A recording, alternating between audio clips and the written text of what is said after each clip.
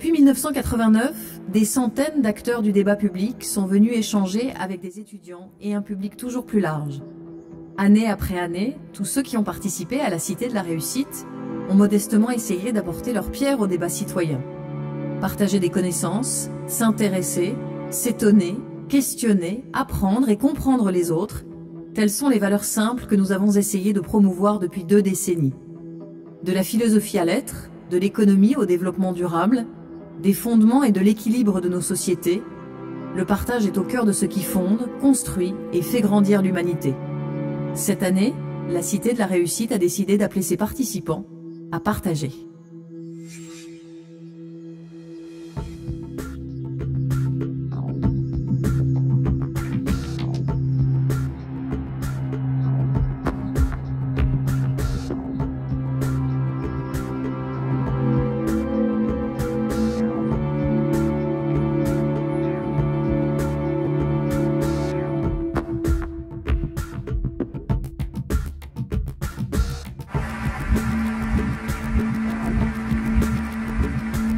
Et bâtir quelque chose ensemble.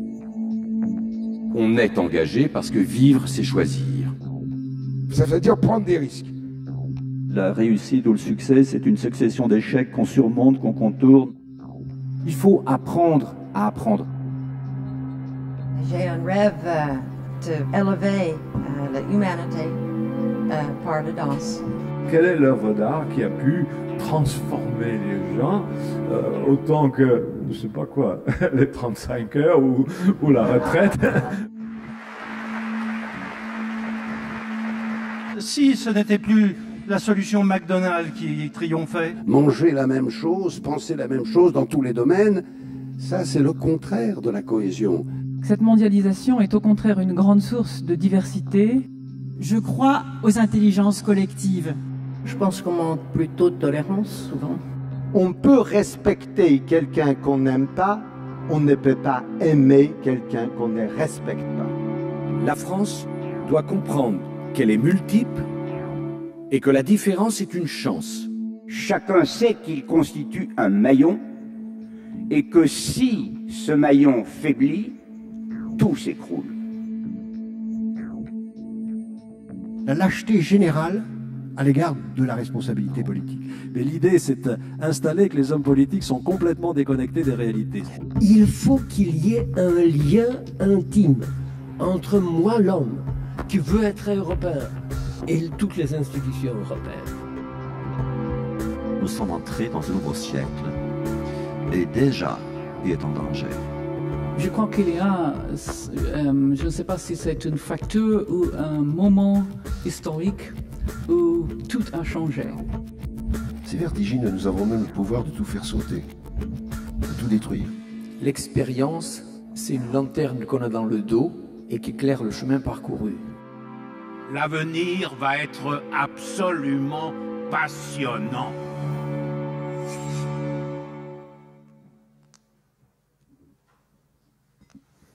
Voilà, un petit essai micro, ça marche parfaitement. D'abord, je voulais vous remercier d'être là ce matin. Un dimanche matin passionnant.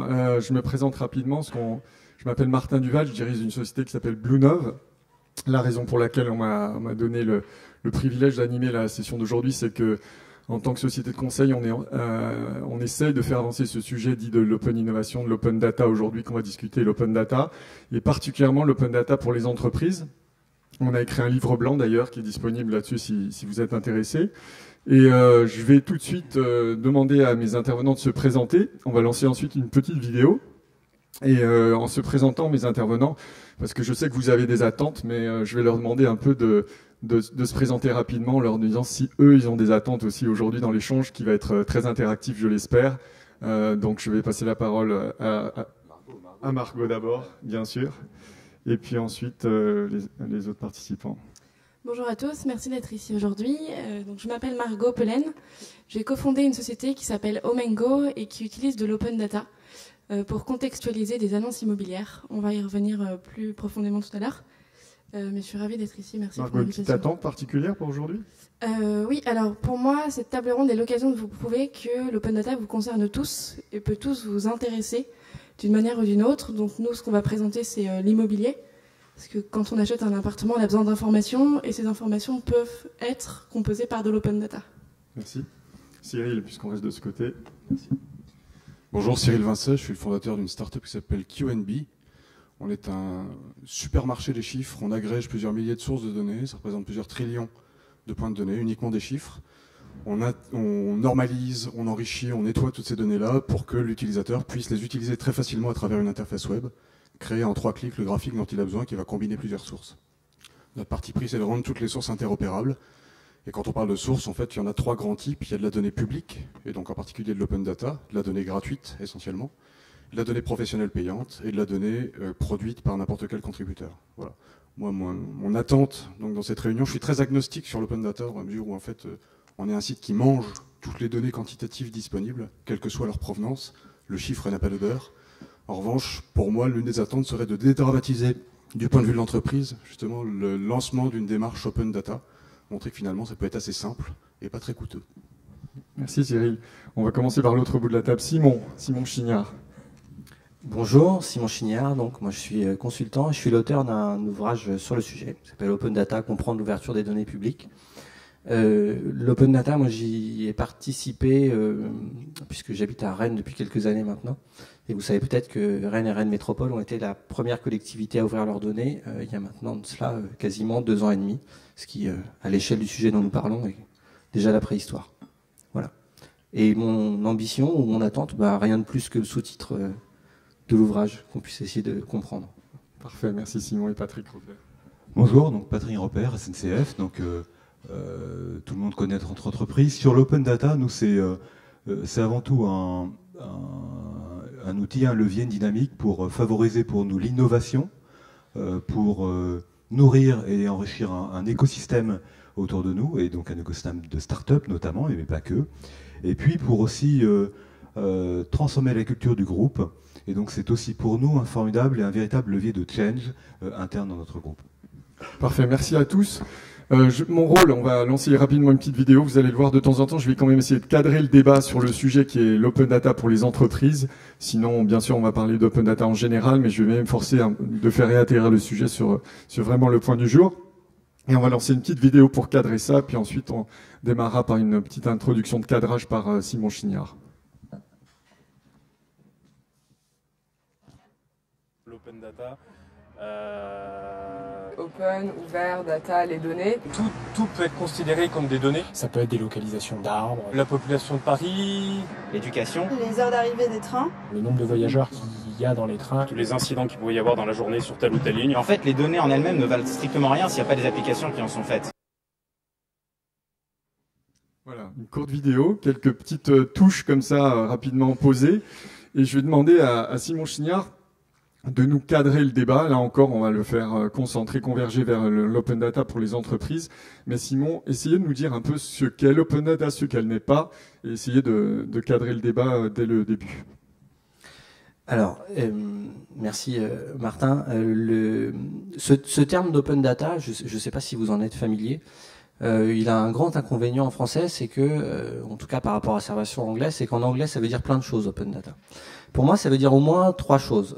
Dans la petite vidéo qu'on a vue, ça a été traduit un peu comme données ouvertes. Effectivement, c'est un premier point. L'open data, c'est d'abord une caractéristique. C'est qu'est-ce qu'on appelle une donnée ouverte. Donc j'y reviendrai après. Le deuxième point, c'est que open data, ça veut aussi dire en anglais l'ouverture des données. Et l'ouverture des données, c'est un mouvement avec des racines scientifiques, politiques, philosophiques même, dont on pourra revenir aussi dessus, mais en tout cas profondément inspiré d'une culture anglo-saxonne qui n'est pas la nôtre, bien évidemment. Et puis le troisième point, et je voudrais qu'on puisse aussi en parler dans cette table ronde, c'est que open data en anglais, c'est aussi une injonction. C'est aussi ouvrez-les vos données.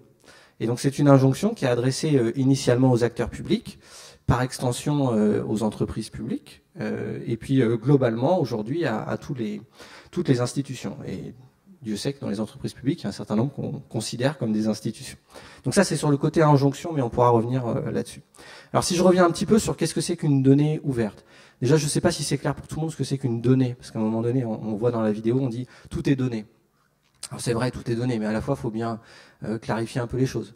Une donnée, c'est un fait brut qui n'est pas encore interprété. Alors, qu'est-ce que c'est qu'un fait brut? Je vais dehors, je prends la température, je dis « il fait 12 degrés », c'est un fait brut. Okay, si je dis il fait un peu frais pour la saison, ça devient une information. D'accord. Si j'ai dit demain il va faire 24 degrés, ça devient une prévision. Nous, la donnée, ce qui nous intéresse dans le champ de la donnée, c'est les 12 degrés Celsius. C'est la donnée brute en tant que telle. D'accord. Donc après, dans les données brutes, il y en a qui sont qualifiées de données publiques. Et initialement, l'open data, ça voit quand même le jour dans le champ de la donnée publique. Alors ça, la donnée publique, faut pas le comprendre au sens public-privé. Hein. C'est-à-dire, c'est pas qu'est-ce que je partage sur Facebook avec tout le monde, qu'est-ce que je partage pas. Hein. Faut être assez clair là-dessus. C'est qu'une donnée publique, c'est une donnée qui est définie par la loi. Alors en France, c'est la loi de 1978, la loi CADA. Je vais pas vous faire un exposé juridique un dimanche matin. C'est peut-être pas ni le lieu ni le moment. Mais globalement, la loi de 78 dit que voilà, il y a des données qui sont qualifiées de publiques.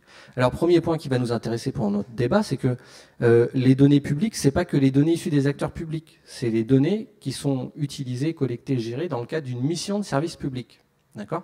Donc, vous allez voir qu'il y a des entreprises qui sont parfois sur une partie de leur activité dans le cadre d'une mission de service public. D'accord ? Ça ne concerne pas que l'État ou les collectivités. Et puis, face à ces données publiques, on a deux choses. On a un droit d'accès, un droit de réutilisation. Pour faire très simple, droit d'accès, je peux les consulter. Droit de réutilisation, je peux en faire quelque chose. Et globalement, qu'est-ce qu'on appelle une donnée ouverte ? Vous voyez, c'est un petit peu comme les poupées russes. Hein. C'est une donnée publique, une donnée ouverte. Eh bien, une donnée ouverte, c'est une donnée qui est facile à réutiliser. Son principal critère, c'est celui-là. Donc, facile à réutiliser, c'est quoi ? C'est en gros on a trois manières de le mesurer. C'est facile techniquement, je peux le faire facilement avec des ordinateurs sans avoir besoin d'acheter des logiciels spécialisés et autres. C'est facile juridiquement, c'est-à-dire qu'on m'a donné le droit de faire beaucoup de choses avec. Et puis c'est facile économiquement, c'est-à-dire qu'on a essayé de supprimer le maximum de barrières à l'entrée. Les barrières financières, ça en fait partie. D'accord ?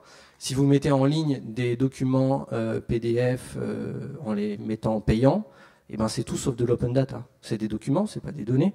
Le PDF, vous savez que c'est un format qui n'est pas facile à réutiliser quand on veut utiliser les données à l'intérieur. Et puis enfin, payant, c'est la troisième barrière. Donc voilà pour les caractéristiques. Qu'est-ce qu'on appelle une donnée ouverte ? C'est une donnée qui est facile à réutiliser. C'est ça l'aspect.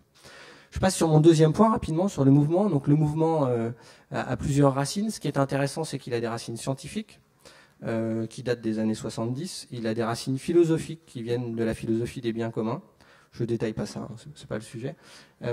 Et puis, il a aussi des racines qui sont profondément issues, en tout cas sous sa forme moderne, de la demi-ouverture des entreprises du web. Et là, ça va nous amener aussi sur notre sujet directement. Je ne sais pas si vous connaissez une entreprise comme Twitter ou comme Facebook ou comme Amazon. C'est des entreprises qui ont montré qu'en ouvrant une partie de leur système d'information, on arrivait à générer de l'activité. D'accord ? Donc, dès le début, l'open data, ça a aussi un rapport avec cette problématique un peu commerciale. Et puis sinon, on peut préciser quand même que sous sa forme moderne, l'open data, c'est récent. Hein. La première ouverture de données en open data, c'est 2007 aux États-Unis, 2010 en France. Vous voyez, on parle vraiment de quelque chose qui est extrêmement récent, quoi. Et puis enfin, c'est une injonction, et ça, c'est une injonction qui est importante à comprendre. Voilà. Alors, avant de repasser la parole à Martin, moi je dirais il y a quelque chose qui m'a... Je vous fais part de mon amusement par rapport au titre de la conférence, puisque le titre de la conférence, c'est l'open data et après. Alors il s'avère que moi j'en fais pas mal des conférences, et j'en fais depuis longtemps, et que à peu près 3 mois après qu'on ait lancé l'open data en France, on avait déjà des conférences qui s'appelaient l'open data et après. Donc c'est amusant, parce que on parle quand même d'un truc qui est très neuf. Hein. Ouais. Si on avait voulu faire un panel des entreprises qui avaient ouvert leurs données en mode open data autour de la table, on n'aurait pas eu de quoi remplir le panel. Voilà. Donc c'est juste pour dire, voilà, quand on se place dans l'open data et après, regardons déjà le fait que l'open data, ça reste encore quelque chose ça reste une affaire de pionnier. Et dans les acteurs publics, et a fortiori chez les acteurs privés. Parfait. Merci pour cette introduction, Simon. Je pense que le cadre est posé. Je vais en poser et puis on va rentrer maintenant dans un mode interactif. On est là aussi pour récupérer vos questions. Je vais commencer en disant vous avez vu différents types de sociétés, des jeunes sociétés, PME, start-up et puis un grand groupe. Et comprendre, moi jeune, je me suis pas permis, mais je parlais de taille, Patrick, mais comprendre un peu c'est quoi les différents objectifs. Pourquoi des entreprises se lancent dans ce type de démarche et comprendre les différents cas possibles. Et donc on va commencer sans doute pour des cas d'entreprises dont ça semble être la raison d'être, et puis ensuite de voir en quoi ça aide d'autres grandes entreprises de se lancer dans ces démarches. Avec Margot, oui. Ouais. Super. Alors pour nous, l'open data, en fait, ce qui est intéressant de voir, c'est que c'est un peu comme un iceberg. C'est-à-dire que si on prend sous le niveau de l'eau, on va avoir plein de data et de points de données. Et c'est vrai que Simon apprécie la différence entre data et information. Pour nous, cette différence est particulièrement clé parce que au-delà de la data qu'on va être capable de prendre sur Etalab, de prendre sur data.gouv.fr, qui est le site officiel en France des données, ou auprès d'autres acteurs, on veut fournir la partie visible au-dessus de l'eau aux utilisateurs. Et c'est pour ça qu'on parle d'information immobilière sur Omengo. Donc ensuite, pour nous, ça apparaît vraiment comme une opportunité. C'est-à-dire que le marché de l'immobilier est malheureusement assez opaque. Et quand on cherche à acheter un appartement, on a malheureusement de très nombreuses sources à consulter. Et ce qu'au fait Omengo, c'est que sur une plateforme unique, ce service permet de centraliser toutes les annonces immobilières et de les contextualiser avec des informations. C'est-à-dire qu'aujourd'hui, si je vous dis 100 000 pour le prix d'un loyer, 100 000, ça ne veut rien dire. Parce que est-ce que ce prix est élevé par rapport au quartier? Est-ce que c'est un prix qui est plutôt en baisse, en hausse? C'est vraiment cette information qui va être clé pour savoir si l'appartement que vous voulez acheter est une bonne affaire. Donc pour nous, ces données nous permettent à moindre coût, même à coût zéro pour l'instant, de contextualiser les biens qu'on a et donc d'apporter de la valeur à en fait n'importe qui. Donc c'est vraiment de la consultation contextualisée. Voilà, là on vient de voir le cas d'une entreprise dont c'est quasiment la raison d'être que de savoir utiliser des données ouvertes, d'accord, et ensuite ajouter une couche de valeur au-dessus de ça. Et ensuite, j'aimerais que vous gardiez en tête un peu l'idée des deux flux. Il y a des entreprises qui vont ouvrir leurs propres données et d'autres qui vont se construire autour de l'utilisation des données qui viennent d'ailleurs. Donc merci pour le cas de Margot. Cyril, dans votre cas, c'est quoi l'open data comme, au sein de la stratégie de votre société? Alors, en fait, cette société, on l'a créée, c'est la frustration de deux anciens consultants qui avaient justement passé plusieurs années à perdre des dizaines de milliers d'heures sur le web à chercher de la donnée pour les besoins de nos clients et de nos missions. En fait, on construisait des analyses qui, en général, sont le croisement de données internes à l'entreprise avec des données externes. On comparait de la rentabilité avec la tendance d'un marché, des choses comme ça, avec de la démographie. Bref, on prenait plusieurs sources, on mettait tout ça dans un bugle, on secouait. Et justement, comme le dit très bien Simon, en fait, on transformait de la donnée en information. C'est-à-dire que ce qu'on livrait à nos clients, c'était un message, en effet, qui était basé sur une analyse quantitative. En fait, cette société, on l'a créée pour tenter de répondre à deux frustrations. La première, c'est de dire qu'il n'est pas normal qu'on passe 10 heures aujourd'hui à trouver une source d'information quantitative qui peut exister, mais qui est très mal référencée dans un moteur comme Google qu'on utilise tous. Voilà. Il y a une partie de la donnée aujourd'hui qui est cachée, justement une partie immergée de l'iceberg, qu'on veut, nous, essayer en fait, de rendre directement utilisable par un utilisateur final. Voilà. Les données de l'INSEE aujourd'hui sont difficiles à trouver et sont difficiles à exploiter. La deuxième chose qu'on voulait, c'était rendre en fait, les données totalement intercomparables les unes avec les autres. Se dire que quand justement on veut regarder si la tendance d'un marché, le marché vestimentaire, en fait, a une corrélation avec une démographie, avec de la température ou des choses comme ça, en fait, quand on veut faire ces grands rapprochements de données, il ne faut pas qu'à chaque fois, en fait, on se perde dans Excel ou dans Access pour construire ces analyses un peu complexes. Il faut que ce soit un peu plus simple et qu'on puisse le faire par simple drag and drop de différentes sources sur un même graphique. Nous, la finalité, donc, pour résumer, c'est mettre toute la donnée quantitative disponible à la disposition des utilisateurs finaux qui se posent des questions métaphysiques sur ces données. Voilà. La deuxième finalité qu'on voulait, c'était de tenter de désintermédier un petit peu mon ancien métier, c'est-à-dire le métier du conseil, en rendant justement ces grandes sources de données directement utilisables par les gens qui aujourd'hui posent des questions aux consultants. Voilà. Donc en fait, nous, la finalité, c'est en effet dresser le catalogue, référencer toutes les données quantitatives, les nettoyer, les rendre directement exploitables, prêtes à consommer par les utilisateurs finaux qui se posent des questions. Et parmi ces données-là, les données publiques sont en fait des données qui sont essentielles en général pour répondre à toutes ces questions. En gros, quand je me pose des questions sur la taille d'un marché, je reviens à ça, que je compare ce marché avec des données de démographie, voilà, les données de démographie justement sont les données dites publiques, c'est les données produites par l'INSEE par exemple. Parfait, Cyril, merci. Vous voyez donc un peu, on va lancer un mot que je pratique beaucoup, qui est la notion d'écosystème. On voit que cette démarche d'open data, nos amis québécois nous diraient, attention, encore un anglicisme, on va dire, de données ouvertes, voilà, stimule un écosystème. Aujourd'hui, on a deux sociétés qui sont construites sur cette idée de rajouter de la valeur sur les données. Et il y a tout un écosystème aussi autour de ce qu'on appelle des développeurs dont on attend, on va peut-être en parler avec le cas de Patrick, dont on attend aussi qu'ils amènent des idées innovantes sur des données fournies par des grandes sociétés. Donc peut-être Patrick, pour vous, SNCF, c'est quoi l'enjeu de lancer une démarche d'open data? Je l'ai dit un peu tout à l'heure, notre enjeu principal, nous, est un enjeu d'innovation. Donc j'ai compris que j'étais du côté des vieux, mais il y a 185 ans, on était des start-up. Donc il y a longtemps, on était des start-up et on a gardé de cette période-là, notamment le gène de l'innovation. Et dans notre groupe, l'innovation est un élément clé. Mais en même temps, aujourd'hui, on fait voyager 10 millions de clients tous les jours, on est un groupe vaste.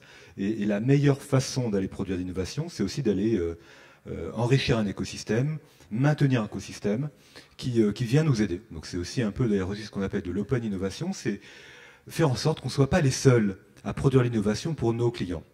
Et nous, sur la mobilité, on voit apparaître aujourd'hui, et là je vais prendre à mon voisin Simon deux termes, deux natures de besoins de la part de nos clients, des applications qui sont là pour économiser du temps, c'est-à-dire pour faire que le trajet en train, ou en bus, ou en métro, ou en tramway, ou en vélo, parce que c'est l'ensemble de la chaîne de la mobilité qui nous intéresse, c'est trouver le meilleur moyen d'économiser du temps, ce qu'on appelle du time saver. Et puis, on a aussi une autre demande, qui est de donner de la valeur au temps. C'est-à-dire qu'aujourd'hui, ce temps de transport sur lequel on peut beaucoup râler est un temps qui a de la valeur. C'est quasiment le seul temps d'ailleurs qui soit un temps propre où je peux être seul face à moi-même, où je peux me distraire, me cultiver, m'enrichir. Et ce temps-là s'appelle lui donner de la valeur, ce que Simon appelle parfois le time killer, est un élément clé. Donc l'innovation aujourd'hui vient enrichir deux éléments pour nous en termes de nouveaux services pour nos clients. C'est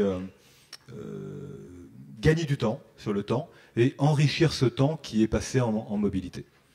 Et je voudrais dire un dernier point, Martin, ce que l'on découvre, nous, avec l'open data, c'est que ça nous amène aussi à travailler différemment nos données.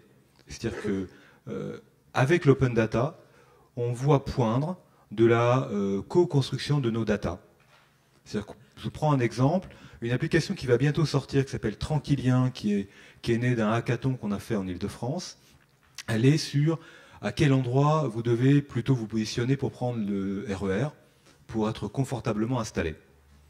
Elle est basée de fait sur des historiques de fréquentation que nous avons, et on sait que ces historiques sont moyennés. Et donc quand on prépare en fait la sortie de cette application, on va permettre à nos clients d'enrichir nos data de consommation, nos data de fréquentation, y compris non seulement sur quel train est le plus fréquenté, mais quelle voiture du train est la plus fréquentée, à quel endroit les clients montent, dans quelle gare, et ça va fondamentalement transformer, y compris notre façon de produire, parce qu'on va avoir des données qui seront plus enrichies. Voilà, avec l'introduction qui a été faite à des différents types de stratégies et d'objectifs, pour parler typiquement d'un grand groupe, mais d'autres grands groupes aussi, comme le cas SNCF, vous voyez, l'enjeu, c'est de se dire, est-ce qu'en tant que grande entreprise, notamment, on n'est pas assis sur des données qui ont de la valeur, qu'on sous-estime, et qu'il serait pertinent d'envisager de les ouvrir pour voir si des partenaires de type PME, start-up, développeurs, vont pas rajouter leur intelligence collective pour démultiplier la capacité innovante de nos données.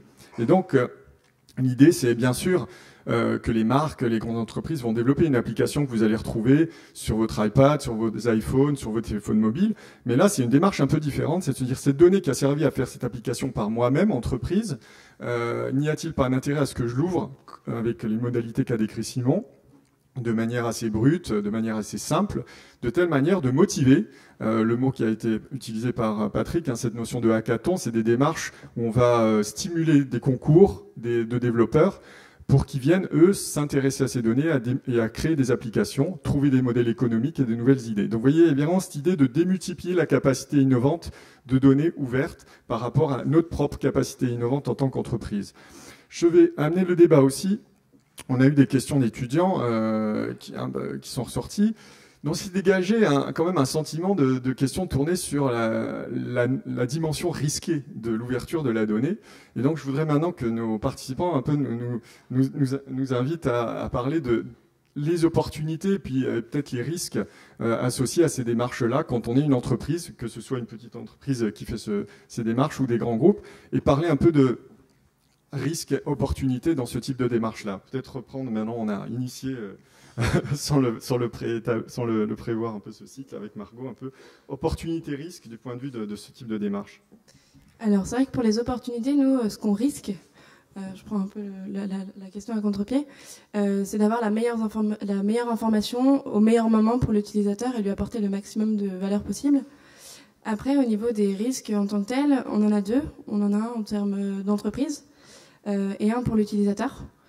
Les deux sont liés parce que finalement, on utilise des données qui sont fournies par d'autres acteurs que nous et nous ne faisons que contextualiser, comme je le disais tout à l'heure, les données que nous recevons. Donc il y a tout d'abord un impératif pour ces personnes qui ouvrent des données d'avoir une maintenance au niveau de ces données. Parce que si demain, on se base sur un algorithme pour avoir par exemple le prix d'une maison et qu'on prend une donnée qui n'est plus à jour ou qui tout simplement n'existe plus, c'est un gros risque. Et ensuite, pour l'utilisateur, le risque direct, c'est d'avoir une information qui est erronée. Donc il y a un enjeu au terme de l'entreprise, de l'entretien de ces données et de l'image aussi qu'elle va donner. Parce que c'est pas tout d'ouvrir ces données, après il faut arriver à les maintenir. Et pour l'utilisateur. Mais après, c'est quand même des risques qui sont assez limités, puisque les personnes qui ouvrent les données, et je pense notamment aux entreprises, le font toujours avec sérieux, parce qu'elles se rendent compte des externalités positives qu'elles peuvent dégager. Et il y a par exemple, c'est vrai que sur Omengo, vous avez des données qui vont être politiques, qui vont être par exemple démographiques, qui vont être fiscales ou tout simplement immobilières. On intègre depuis le début aussi la localisation des supermarchés et de la poste. Et c'est vrai que du coup, on est capable de dégager des zones où il n'y a pas vraiment encore de supermarchés. Ça a donc une valeur aussi pour ces entreprises pour qu'elles puissent se déployer de manière la plus intelligente possible. Donc c'est à la fois une opportunité là aussi pour les marques qui peuvent récupérer des informations alors qu'elles n'ont pas encore réellement ouvert les données. Un bon point amené par Margot avant de passer à Cyril, hein, vous avez vu, c'est cette idée de pérennité dans les projets lancés d'ouverture de données. C'est donc que les acteurs qui vont ouvrir leurs données passent un message quand même à l'écosystème d'acteurs qui vont réintégrer ces données dans ces applications innovantes, que ça va durer, que c'est stable, que ça va être là pour longtemps et qui va permettre de s'investir et d'investir des ressources en intégrant les données d'autres personnes dans vos propres services. Donc c'est vrai que c'était un enjeu de risque ou en tout cas d'opportunité. Cyril, côté risque et opportunité de votre angle. Côté opportunité, justement, je pense que ce qui caractérise une démarche open data, c'est que l'opportunité, on ne sait pas. Au moment où un producteur de données commence à exposer ses données, il n'a aucune idée de la façon dont ces données vont être réexploitées. Et je pense que justement à ce titre-là, c'est vachement intéressant de regarder la façon dont la SNCF a travaillé, justement, à lancer sa démarche open data. Ce qu'ils ont fait, ils ont lancé des sondes. En fait, ils ont commencé à publier un catalogue avec une cinquantaine de fichiers, dont certains étaient juste des maquettages de la donnée qui pourraient être disponibles si la SNCF se mettait à produire cette donnée de façon un peu récurrente. Et en fait, ils sont venus tester le petit monde, le petit écosystème des startups françaises. On n'est pas très nombreux, hein. En fait, il y a 500 startups à peu près en France aujourd'hui. Donc finalement, c'est assez facile aujourd'hui de contacter justement ce petit milieu de boîtes qui sont assez innovantes et tout ça, et justement de les mobiliser autour de hackathons pour voir un petit peu justement lancer des concours de créativité sur les données, les premiers jeux de données qui sont produits. Et ce qui est vachement intéressant, c'est de voir Patrick citer l'application Tranquillien. Je pense qu'en fait, la SNCF n'aurait jamais pu imaginer à l'avance une utilisation des données de l'Open Data SNCF de ce type-là. En fait, c'est né de quelques jeunes qui se sont retrouvés un week-end et qui ont passé du vendredi soir à 8h au dimanche soir à phosphorer sur cette idée pour sortir un prototype avant la fin du week-end. Et voilà. Donc je pense que justement, les opportunités de l'Open Data aujourd'hui, on n'en sait rien. Et ce qui est très intéressant là-dedans, c'est justement de dire, la SNCF teste justement avec quelques poissons pilotes comme ça, quelques fichiers où on va pas mettre beaucoup d'énergie à produire ces fichiers-là et tout ça. On va voir où se trouve un petit peu la demande. Et une fois qu'il commence à y avoir un soupçon de demande qui se dégage, et là on passe dans une logique où au lieu de pousser de la donnée sans idée préconçue de la façon dont elle va être utilisée, en fait la SNCF va pouvoir produire les jeux de données qui sont tirés par une demande d'une première application de ces données-là. Et je pense que c'est assez intéressant. Et je pense qu'il faut garder en tête en effet que d'une société à l'autre, quand elle se lance dans une démarche open data, l'opportunité, on ne sait pas. Et justement, il faut qu'on y réfléchisse ensemble avec les acteurs de l'innovation. Voilà. Les risques, Margot a cité le principal, c'est qu'à partir du moment où en effet il y a une entreprise qui commence à produire ces données, s'il y a des réutilisations de ces données-là, en fait, et si ces réutilisations deviennent en effet la matière première de la création d'un nouveau business, il faut qu'il y ait en effet un contrat de pérennité qui soit assuré entre le producteur de données et le réutilisateur. Et juste une petite remarque à propos de ce que Cyril vient de dire, c'est vrai qu'on parle d'opportunité quand une entreprise ouvre ses données, mais comme tu le faisais aussi remarquer très justement, il faut vraiment partir de l'usage et partir des besoins des utilisateurs. Et sauf qu'au début, quand on ouvre des données, on ne sait pas, mais on peut aussi imaginer une opportunité d'opportunité en allant croiser des jeux de données. Par exemple, le jour où des acteurs connexes à la SNCF ouvriront leurs données, on pourra vraiment imaginer des services auxquels on ne pense pas aujourd'hui. Par exemple, je peux tout à fait imaginer un service qui va me dire à quelle heure arrive mon train, est-ce que j'ai le temps de passer faire mes courses, et il y a encore plein de choses derrière. C'est ça qui est vraiment amusant, et c'est pour ça qu'il faut que tout le monde se prenne au jeu. On va passer aux questions, donc préparez vos questions. Peut-être Simon, un avis sur les... Parce que Cyril a beaucoup parlé de SNCF, donc je vais peut-être gagner du temps et passer la parole à l'audience. Un point Simon, puis après j'attends vos questions. J'espère voir des mains se lever, là, donc préparez les mains et on va prendre l'ordre des questions, ok ? Oui, par rapport à la question des risques et des opportunités, en fait, pour moi, le principal risque, c'est la principale opportunité, c'est aussi le principal frein. Je vais essayer d'expliquer un peu. C'est en gros, ce qui est intéressant dans cette démarche d'open data, c'est le lâcher prise qu'on est en train de demander en fait aux gens qui ouvrent leurs données. Et je ne sais pas si vous vous rendez compte, mais c'est quand même quelque chose d'assez particulier parce que vous allez voir une entreprise, vous allez voir un acteur public et vous lui dites donne-moi tes données. La première question qu'il vous pose, et elle nous paraît bien naturelle, c'est pourquoi faire ? A priori. De poser la question pourquoi faire. Je veux bien te les donner a priori, mais qu'est-ce que tu veux faire avec pourquoi faire? Voilà. Or, l'enjeu de l'open data, c'est précisément de ne pas poser la question du pourquoi faire a priori. C'est de dire, je vais mettre à disposition ce matériau brut de données, et puis après, je vais accepter le lâcher prise. Alors, le lâcher prise, c'est tout le cœur même de l'innovation ouverte. C'est facile à dire, c'est beaucoup moins facile à faire. Il y a des freins bien évidemment compréhensibles, parce qu'on dit ok, mais si mes données sont mal comprises, qu'est-ce qui se passe si mes données servent aussi à mettre en valeur le fait que peut-être j'ai une défaillance à tel ou tel point. Vous voyez, il y a vraiment des craintes par rapport au lâcher prise. Et pour essayer de l'illustrer un peu, parce que moi je pense que l'enjeu principal de l'open data c'est celui-là. Vous savez, l'open data aux États-Unis c'est Obama. Donc on l'associe assez bien. 21 janvier 2009, Obama rentre en fonction, il signe 3 mémos présidentiels, il y en a 2 qui concernent l'open data. Donc c'est vraiment lui qui est le saint patron de l'open data à l'américaine, c'est Obama. Et une fois on m'a demandé, mais alors d'accord, et le saint patron de l'open data à la française? Ce qui était une autre question. Et bien pour moi, je vous le dis tel que je le pense, hein, le saint patron de l'open data à la française, c'est Lionel Jospin. Le jour où il déclare « l'État ne peut pas tout ». Vous vous souvenez de ça? C'était face à la fermeture des usines Renault de Vilvoorde. Et il dit l'État ne peut pas tout. Il y avait 2 manières de comprendre ce qu'il dit quand il dit l'État ne peut pas tout. La première, c'était, et c'est celle qu'on a plutôt compris, c'était en gros constat d'incapacité, enfin constat de démission, pas volontaire, mais de dire voilà, globalement l'État ne peut pas tout. Voilà. Mais il y avait une manière plus positive et qui rejoint, je pense, nos propos sur l'innovation ouverte, c'était de dire l'État ne peut pas tout, de la même manière que d'ailleurs EDF ne peut pas tout ou la SNCF ne peut pas tout. C'est ne peut pas tout seul. C'est-à-dire qu'en gros, les bonnes idées ne viennent pas forcément que de chez nous. Et on est dans un monde, je vous rappelle, où la révolution des rôles est de plus en plus prégnante. Un dernier point pour vous illustrer. Qu'est-ce que vous faisiez dimanche dernier à 18h30? Non? Est-ce qu'il y en a qui faisaient la même chose que moi dimanche dernier à 18h30? Vous vous souvenez pas? Vous n'avez pas regardé un gars sauter en chute libre voilà. Donc dimanche dernier à 18h30, Félix Baumgartner, un Autrichien, a sauté d'une capsule qui était élevée à 40 km de hauteur. Voilà. Et il a sauté dans le vide. Il a franchi le mur du son. Bon, peu importe. Alors qu'est-ce qu'on pourrait retenir du saut de Félix Baumgartner? On pourrait retenir que peut-être que pour certains d'entre vous, vous avez vu le premier homme marcher sur la Lune dans une télé en noir et blanc. Moi, j'ai vu Félix Baumgartner sur mon iPhone en train de préparer le repas dans ma cuisine. Et on pourrait dire que l'open data, c'est ça. Ce qui est intéressant, c'est la point de vue technique. Or, pour moi, le principal chose intéressante dans cette histoire qui s'est passée dimanche dernier, c'est la question des rôles. Vous allez voir, je vois mon voisin qui se demande quel est le rapport avec l'open data. Mais il y en a. Je vais essayer de vous en convaincre. Qu'est-ce qu'il nous a vendu, Félix, dimanche dernier? Il nous a vendu du rêve. Je ne sais pas si vous n'avez pas rêvé en le voyant, vous avez peut-être eu peur, mais globalement, c'était des images qui étaient magnifiques. Et c'était des images qui rappelaient beaucoup celles du premier homme qui marchait sur la Lune. Mais la principale révolution qui a eu lieu, c'est que là où auparavant c'était la NASA qui a fait financer tout ça, là c'est Red Bull qui a financé ça. D'accord ?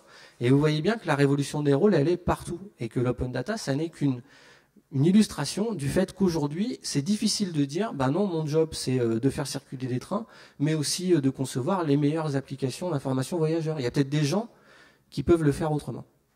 Est-ce que je vous ai convaincu, Patrick, du lien entre les deux ? Pas complètement, mais je peux juste rebondir sur un des points qui était le lâcher-prise. C'est vrai que quand on a eu les premiers débats dans la boîte sur l'ouverture de données, la grande question était, mais il y a des gens qui vont prendre nos données, qui vont faire du fric avec des applications qu'on n'a pas imaginées. Et ça, c'est un vrai sujet de débat entre nous, qui n'était pas naturel. Et moi, mon point de dire, oui, mais de toute façon, on ne fait pas de fric avec. Et on n'a pas prévu d'en faire. Et donc, ce truc-là est un vrai truc de transformation culturelle. Hein. Et donc, c'est assez profond dans les entreprises.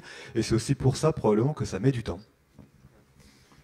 Alors voilà, première question, je vous en remercie monsieur, et puis on aura d'autres derrière. Ok, on note, on va voir, on va commencer avec vous, allez-y. Oui, pardon. Je voudrais poser une question à Margot Pelen, et de savoir si Omenco, je viens de regarder sur mon iPhone, fait vraiment partie de ce débat d'open data. Je vous explique, j'ai la chance d'habiter à Paris, mes voisins du 2e ont vendu leur appartement, on a été harcelés pendant 1 mois de toutes les agences immobilières, puisqu'on sait qu'il y a une pénurie des appartements à Paris. Et quand je regarde votre site, que je viens de consulter à l'instant, qui est très bien fait, je vois chasseur de mission, ce qui à mon avis est une mission très intéressante, c'est-à-dire chasser les appartements qui correspondent à votre profil. Si on considère, comme dit Martin, que l'open data, ça relève d'une mission de service public, est-ce que véritablement le marché de l'immobilier est une mission de service public? Comment vous vous rémunérez? Et puis surtout, est-ce que le pouvoir, ce n'est pas d'avoir finalement une information qui est tout sauf ouverte? Puisque la première chose que font des personnes dans l'immobilier, c'est avant tout d'avoir un contrat d'exclusivité, ce qu'on n'est pas obligé d'accepter, comme vous le savez. Donc ma question du business model est là, mais surtout, dès qu'il y a business model, comme vient de dire Patrick Roper, on est plutôt dans une logique où la mission de service public consiste à dire, on est dans une logique où on accepte de donner pour construire ensemble des services innovants qui vont aider la société. Est-ce que véritablement le marché de l'immobilier relève de cette logique et de cette culture ? Je voudrais simplement dire une chose, c'est que j'ai vu à San Francisco dernièrement une vraie application d'open data qui m'a fait frémir. Je vous explique en 2 mots. Un de mes amis s'est installé à San Francisco et vous avez une application gratuite qui vous permet en réalité augmentée, c'est-à-dire avec votre téléphone, vous avez une couche numérique, de voir le prix des maisons quand vous passez devant. Donc c'était à côté de Palo Alto.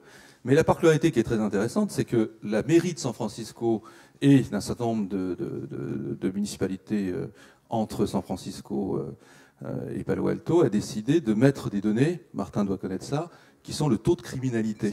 Martin Simon. Pardon, Simon. Et donc, l'intérêt du système, c'est que vous avez l'affichage du prix du mètre carré, mais vous avez aussi le taux de criminalité. Donc, c'est de la contextualisation. Là, on est dans une démarche qui mélange les intérêts privés, puisqu'il s'agit de vendre une maison en prenant une commission, j'imagine, et de donner des informations qui sont mises en ligne par l'État, enfin, par la ville de San Francisco. Mais est-ce que vraiment votre business relève de l'open data ? Merci pour votre question, enfin plutôt pour vos questions. Comme vous en avez posé de très nombreuses, je me réserve le droit de choisir celle qui me plaît le plus.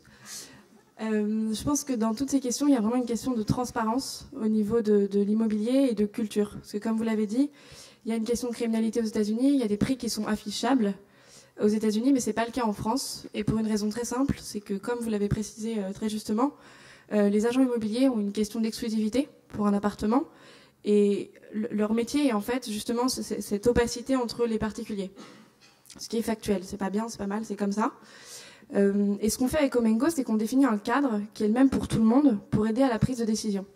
C'est-à-dire qu'on sera capable de vous dire quelle est la tendance de marché, on sera capable de vous dire de manière extrêmement intelligible où sont les écoles, où sont les transports, où sont les commerces. Et même si les informations sont malheureusement pas aussi précises qu'aux États-Unis, puisqu'il est obligatoire pour toutes les agences de réunir sur un fichier unique et national qui s'appelle le MLS toutes les transactions qui sont en cours, on ne pourra pas avoir ce même détail aujourd'hui. Après, il y a d'autres manières aussi d'amener de la valeur en France, et c'est ce qu'on a commencé à faire, parce que depuis tout à l'heure, on parle d'open data. Pour nous, c'est vraiment le cadre qui va venir illustrer un service qu'on propose à titre gratuit, qui est celui de simplifier la recherche de logement. Donc sur une plateforme unique, vous allez avoir, comme je l'ai dit tout à l'heure, toutes les annonces, toutes les informations, et vous pouvez sauvegarder sur un espace privé les annonces qui vous plaisent et les gérer de manière ultra simplifiée. Vous pourrez par exemple laisser des commentaires directement sur chaque annonce, ce qui va éviter de très nombreux emails qui vont se perdre dans ceux du quotidien. Vous pourrez mettre un statut sur chaque annonce pour savoir exactement où vous en êtes dans votre recherche, ce qui est là aussi de l'information, mais qui est de l'information privée. Et vous pourrez ensuite inviter un proche à votre espace de recherche. Donc ça, c'est plutôt pour la partie de transparence qu'on amène de toute manière. Il y a ensuite une question du modèle économique, puisque ce que je viens de préciser est à titre gratuit. On a plusieurs sources de monétisation, mais ce qu'il faut aussi bien garder en tête, c'est qu'on est une start-up. Donc une start-up, on se lève un matin et on se dit, mais mince, en fait, on devrait faire ça. Je ne devrais pas dire ça parce qu'on lève des fonds en ce moment. Et donc pour cela, on va commencer par monétiser en travaillant avec des portails immobiliers, en amenant justement toute l'information, à savoir les annonces, au même endroit, pour que vous puissiez, de manière la plus intelligente possible, consulter les annonces sans avoir de doublons, et en pouvant masquer, par exemple, les annonces que vous avez déjà vues. Donc là, on vous fait gagner du temps. Et pour ça, on est un peu dans la même démarche que la SNCF. C'est on vous fait gagner du temps, et le temps que vous le passez à votre recherche, il faut que ça soit ultra efficace, et que vous soyez content de l'avoir passé avec nous. Le deuxième point de monétisation, ça va être sur de l'affiliation. Parce que de la même manière qu'on centralise les annonces, on centralise les services dont vous avez besoin pour déménager. Donc c'est vraiment des services qui sont tournés vers l'utilisateur. Et c'est ce en quoi aujourd'hui on pense qu'Omengo est vraiment révolutionnaire par rapport à ce qui se fait. Notre utilisateur est vraiment au cœur de la démarche. Et la troisième... Oula, je vais boire un petit coup. Je parle trop vite et trop fort. Donc je reprends. On pense aussi qu'il y aura une manière de monétiser avec de la donnée, même si aujourd'hui il est trop tôt pour le dire, et que ça dépendra aussi des partenariats qu'on pourra avoir avec ces producteurs. Donc c'est des données qui pourront aussi être payantes parce qu'elles ont une vraie valeur, et ça sera des données qui pourront venir de très nombreuses sources. Donc c'est un modèle qui va continuer à évoluer. Et il y a un site, vous parliez des États-Unis tout à l'heure, qui s'appelle Zillow aux États-Unis, qui cartonne, et qui propose des données mais absolument hallucinantes pour un Français, sur l'évolution du prix, sur le nombre de personnes qu'il y a autour, et des données qui ne sont pas du tout dans la culture française, comme par exemple tout ce qui est crime.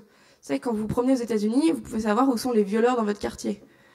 Je suis pas sûre qu'au niveau ambiance dans le quartier, ça soit très bien vu en France, et c'est pas une vision qu'on a de la data. Et là-dessus, c'est vrai qu'on a un acteur très fort en France qui est la CNIL, qui se prononce justement à de très nombreuses reprises pour tout ce qui est données privées. Parce que le souci aussi de cette open data, c'est qu'il faut vraiment préserver toutes les données confidentielles sur les utilisateurs, et c'est quelque chose qu'on a tous à cœur autour de cette table. Merci Margot. On va continuer avec les questions. Bien sûr, les participants peuvent réagir. Allez-y, monsieur. On va vous passer un micro. Dès monsieur à côté, ça va être pratique pour la logistique du micro. Voilà, juste là. Voilà, monsieur, allez-y. Merci. Allô. Oui, je voulais continuer en fait sur la lancée de Patrick Robert par rapport au modèle de données. Donc faire suite, amplifier en fait la question qui a été posée tout à l'heure. Bon, vous avez dit tout à l'heure que vous aviez mené une réflexion forte au sein de la SNCF. Donc, ce que je voudrais savoir, c'est quel modèle aujourd'hui, sur le plan économique, envisagez-vous, et quel type d'application ou quel type de programme pensez-vous mettre en œuvre à ce sujet? Merci. J'essaie de recadrer la question pour la bonne compréhension de Patrick. Donc, vous l'avez eu? Merci Martin. Je pense que ce qui pour nous est important, c'est d'avoir l'avis du consommateur. Et donc, on a fait par exemple en Ile-de-France, il y a 7-8 mois maintenant, un grand concours d'abord auprès de nos clients pour qu'ils imaginent eux-mêmes des applications. Et on a eu plus de 2000 projets qui ont été déposés.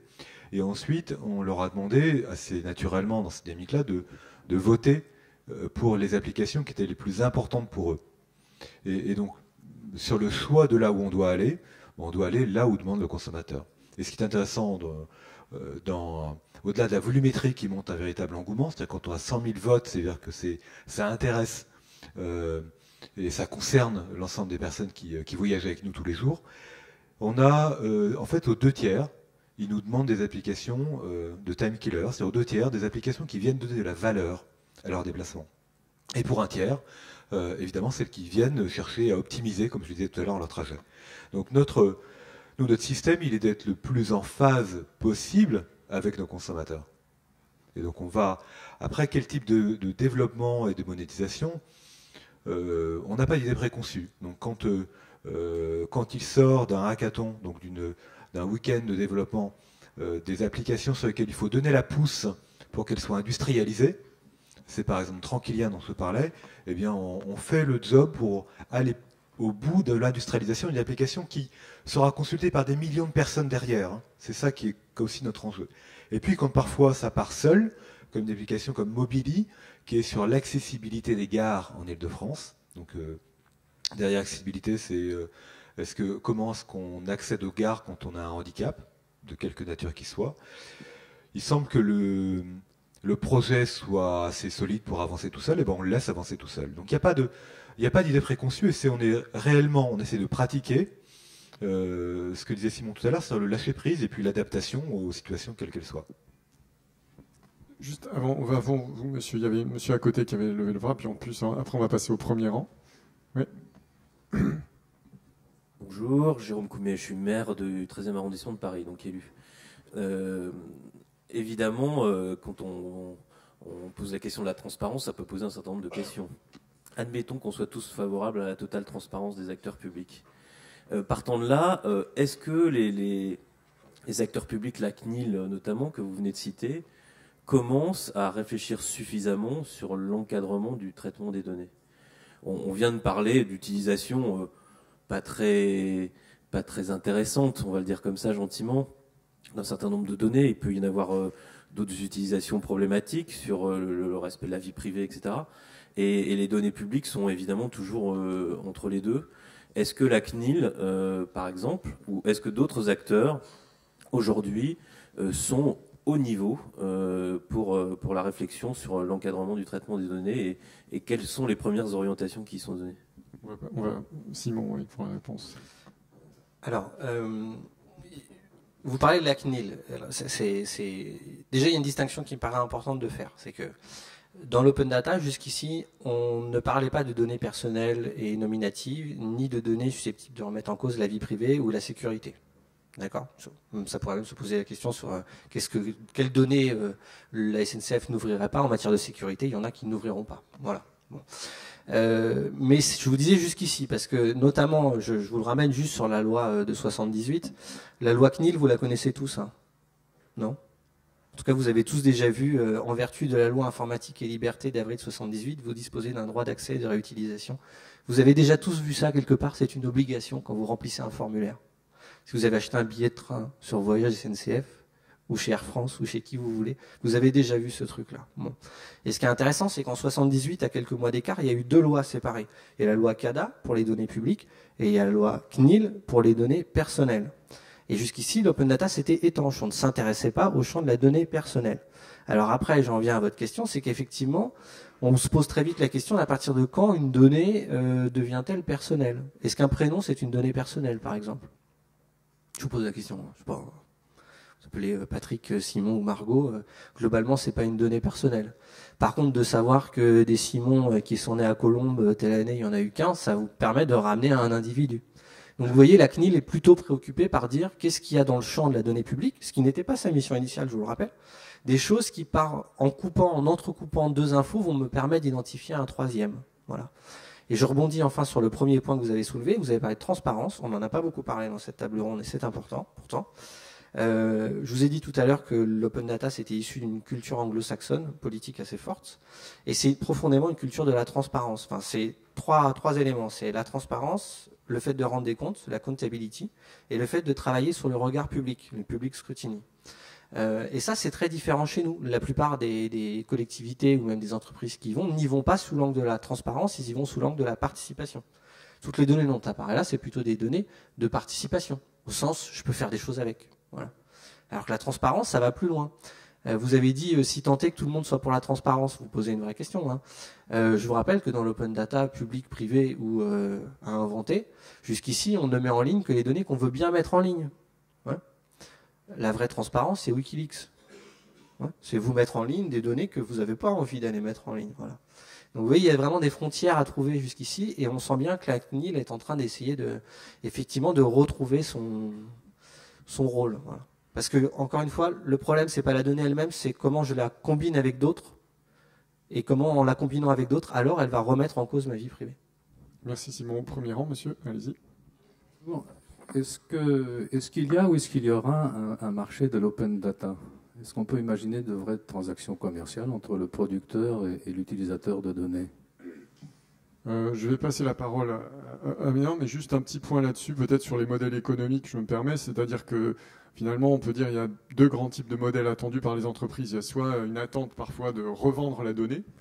Donc c'est pas ce qui sous-tend une démarche d'open data quand même. Hein. C'est souvent proche, on n'en a pas parlé, comme on n'a pas parlé, comme l'a dit Simon, de la transparence, on n'a pas parlé de la gratuité, mais c'est souvent associé à la notion de données. Les modèles économiques qui peuvent émerger, c'est ceux qui ont été décrits tout à l'heure. C'est peut-être que quand on voit qu'un partenaire insoupçonné se met à se connecter à nos données et en faire un usage plus fréquent qu'on ne l'aurait attendu, on peut aller au-devant de lui et là proposer un service d'amélioration du service associé à la donnée. Tiens, la mise à jour fréquente, la qualité de la donnée, ça, éventuellement, ça peut faire émerger des modèles économiques de type service lié à la donnée plutôt que la vente de la donnée elle-même. Mais je vais peut-être passer la parole à mes participants là-dessus. Oui, alors la réponse est bien évidemment oui. Il va y avoir un marché de l'open data.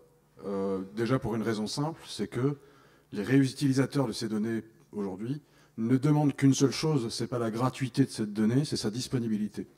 Et a priori, si cette donnée a un prix de la part du producteur, on saura de toute façon trouver des modèles économiques pour que ce prix soit absorbé. En fait, voilà. Donc, ce que réclament les réutilisateurs, c'est vraiment pas la gratuité. Personne, je pense, aujourd'hui dans le milieu ne demande ça. Après ça, aujourd'hui, l'open data, de toute façon, était déjà aujourd'hui un marché. On cite souvent l'exemple des données d'immatriculation, en fait, qui étaient des données qui étaient déjà vendues aujourd'hui, parce qu'on achetait les fichiers d'immatriculation relativement chers. Un certain nombre d'acteurs qui les achetaient de façon récurrente et tout ça. Bon, il se trouve que maintenant ces données sont devenues disponibles avec le mouvement Open Data en France et tout ça. Mais oui, évidemment, tout l'enjeu de l'Open Data, c'est de trouver des modèles de monétisation, pas forcément de la donnée en elle-même, mais d'un service créé à partir de ces données. Et en fait, c'est d'ailleurs le point qui va être assez intéressant, c'est qu'on présente aujourd'hui l'Open Data un peu comme une finalité.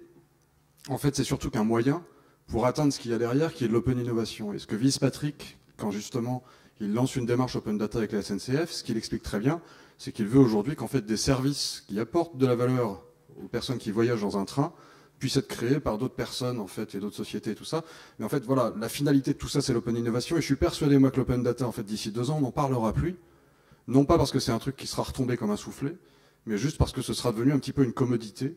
Voilà, qu'un certain nombre d'entreprises se seront lancées dans des démarches en fait dites Open Data, mais qu'en fait ils auront juste cherché en effet de l'innovation au bout du compte avec des acteurs externes. Donc oui, il y aura un marché, on le voit déjà d'ailleurs un petit peu aujourd'hui aux États-Unis ou en Angleterre. Il y a des gens qui créent des données enrichies ou des services enrichis basés sur les données de l'open data et qui les revendent déjà aujourd'hui. Donc définitivement, il y aura un marché. Alors, juste peut-être Simon ou d'autres participants. Je veux juste un commentaire d'ailleurs pour terminer. C'est d'ailleurs ce qui va assurer sa pérennité. Ouais, tout à fait. Et par logique de marché, il y a définitivement en tout cas l'émergence d'un écosystème de nouveaux acteurs qui accompagnent des démarches. On voit apparaître des sociétés qui gèrent l'infrastructure associée à une démarche d'ouverture de données, par exemple. Se mettre à ouvrir des données, c'est créer un portail, c'est aider à structurer des données d'un certain type. Et ça, pour rebondir un peu souvent, ça peut être un marché induit par les démarches fréquentes d'open data qui créent de nouveaux acteurs, de nouveaux besoins, de nouveaux services associés à la démarche même d'open data. Enfin, moi, je voudrais juste rajouter, c'est dans les deux sens, y compris pour nous. C'est-à-dire que on peut imaginer qu'une boîte qui ait besoin de données plus propres ou plus travaillées, on cherche à partager la valeur à ce moment-là, parce que ça nous coûterait de les nettoyer pour leurs besoins. Et en même temps, comme je disais tout à l'heure, on peut aussi imaginer réinvestir dans des projets parce qu'ils ont un sens pour nous et on veut accélérer la capacité d'innovation ou le time to market d'un produit. Donc ça amène beaucoup de choses. Et c'est pas uniquement ce qu'une data a de la valeur, c'est qu'est-ce qu'elle engendre cette donnée-là et comme système de valeur globale. On a une question au premier rang. Ouais. C'était pour rebondir un peu sur le marché. En fait, quand je vous entends, vous avez dit que quand on publie des données, on ne sait finalement pas qui va les utiliser, si elles ont de la valeur. On a vu qu'il fallait des intermédiaires comme les hackathons pour arriver à identifier les gens. Donc en fait, ma question, elle va même peut-être plus loin. C'est est-ce qu'il y a un intérêt, est-ce qu'il y a un avenir à l'open data en dehors d'un marché? Est-ce que le marché finalement, au niveau des entreprises, n'est pas la seule solution? Est-ce qu'on ne va pas avancer dans un monde d'ouverture de données finalement, et on regarde, vous avez cité Twitter, mais Twitter, il a une masse critique qui est énorme, et c'est pour ça que des gens peuvent se positionner dessus. Alors je souhaite à Margot d'avoir la masse critique énorme qui permettra demain de faire que sa base de données soit la base de référence en immobilier. Mais en fait, finalement, voilà, est-ce qu'il y a un avenir en dehors d'un marché dans l'open data, et on n'en parlera plus parce que oui, ça sera tout simplement dans le business, en standard. Un avis là-dessus? Le marché de l'étude de marché et du sondage d'opinion, c'est 73 milliards de dollars dans le monde. Voilà. C'est un marché qui est un marché de data. Voilà. Le marché, la finance de marché est également basée en fait sur l'échange de données quantitatives. Il y a des acteurs qui en fabriquent, il y en a d'autres qui les vendent, il y en a d'autres qui les redistribuent, qui les agrègent et tout ça. En fait, on n'invente rien aujourd'hui. En fait, avec l'open data, on est juste en train d'étendre des principes qui marchent très bien aujourd'hui dans un certain nombre de mondes économiques à de la donnée de nature un peu différente. Soit c'est de la donnée publique, et donc en effet se pose des nouvelles questions de savoir si l'État aurait le droit de monétiser ou non en fait la production des données, l'exposition de ces données, tout ça. Soit c'est des données aujourd'hui qui sont produites par des entreprises dont c'est pas la finalité de produire ces données-là, mais qui les exposent. La SNCF ne s'est jamais présentée aujourd'hui comme un producteur de données. En fait, il se trouve que vis-à-vis de nous, aujourd'hui, on les perçoit, nous, comme un producteur de données, ainsi de suite. Une grande banque qui va se lancer dans une démarche open data, son but, c'est pas de fabriquer de la donnée, mais ça devient des side business, et pour que ces side business soient pérennes, il nous semblerait, même nous, réutilisateurs, important que les entreprises, en fait, aient des modèles économiques là-dessus, et que ce soit pas une démarche philanthropique. Ok, on va passer... alors, avant monsieur, là, je vais titiller les étudiants qui sont au premier rang. Je suis sûr qu'ils ont des questions, mais ils se retiennent peut-être du bon moment. Donc, je vais passer la parole à un micro. Je force la question à nos amis étudiants qui avaient préparé beaucoup de questions. Un micro au premier rang, là. Il y en avait un là. Oui, il est là. Ah, ou alors on va commencer, allez-y. Et puis ensuite, ça viendra à vous. Parfait, très bien, merci. On parle beaucoup des open data donc pour créer des business ou des opportunités de revenus finalement. Mais je pense qu'il y a aussi beaucoup d'open data qui servent à réduire les coûts, notamment on parle beaucoup des smart grids.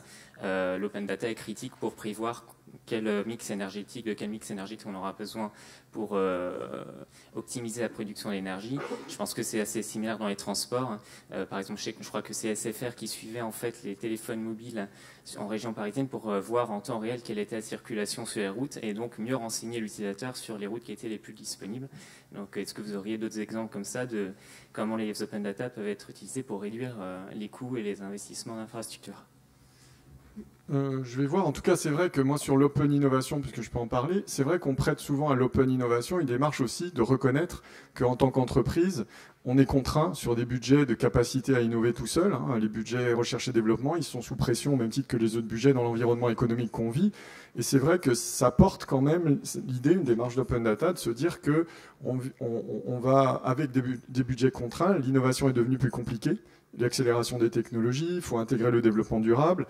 Et donc, c'est aussi inscrit dans la vision de dire, en ouvrant mes données, je vais peut-être innover mieux, plus vite, tout en subissant un peu les contraintes de ma propre capacité d'innovation. Donc, ça a donné peut-être un peu de temps à Simon pour préparer la réponse. Oh, je ne sais pas si on en a donné plus que ça. L'exemple que vous citez, c'est pas des open data. L'usage que fait SFR, non, c'est l'usage de la data, mais elle est tout sauf open. Si je l'utilise en interne, c'est tout un champ, effectivement. On n'a pas parlé de big data, mais c'est aussi ça. C'est tout le champ de l'utilisation des données en entreprise pour des objectifs de prédiction et autres. Il y a énormément de choses à faire. Ce que je vois, moi, c'est que on a pas mal d'entreprises ou de collectivités qui ouvrent les données ouvertes et qui, en fait, sont les premières réutilisatrices de ces données ouvertes. Je suis désolé de rentrer un tout petit peu dans des gros mots, mais l'open data, c'est aussi vraiment une question de révolution, d'évolution du système d'information, quoi. Moi, je viens de Rennes. À Rennes, Keolis Rennes, qui est une filiale de la SNCF, d'ailleurs, soit dit en passant, a ouvert ses données via une interface de programmation en ligne, un truc dédié à des développeurs. Et les principaux utilisateurs de cette interface, c'est les services de Keolis Rennes. Ouais. Parce qu'en ayant ouvert l'accès à tout le monde, ça leur permet aussi à eux, au service marketing, d'aller interroger des données du service exploitation et compagnie. Et on le voit partout, quoi. Tous les exemples qu'on a eus de collectivités ou d'entreprises sont aussi concernés par la démarche d'ouverture. Parce que quand on ouvre les données, on ne s'ouvre pas que vers les autres, on s'ouvre aussi vers tous les services internes. Et Dieu sait qu'aujourd'hui, les systèmes d'info, ils sont quand même plutôt cloisonnés. Ouais. Bon point. Alors, on a une question là devant. Allez, le micro est prêt. Très bien. bien, j'ai une question principalement sur la transparence, donc adressée à Margot et à Cyril principalement, mais ouvert à l'ensemble des personnes présentes au débat. Est-ce que vous pensez que l'open data pourra permettre d'éviter des bulles sur des marchés, par exemple comme la bulle immobilière, la bulle informatique dans les années 2000-2001? Est-ce que c'est un moyen de prévenir les bulles et où est-ce que ça peut, si la donnée est mauvaise ou de mauvaise qualité, ne peut pas en engendrer, à contrario?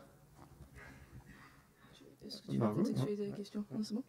Je pense que l'open data peut permettre de rationaliser certaines situations en donnant la même information à tout le monde.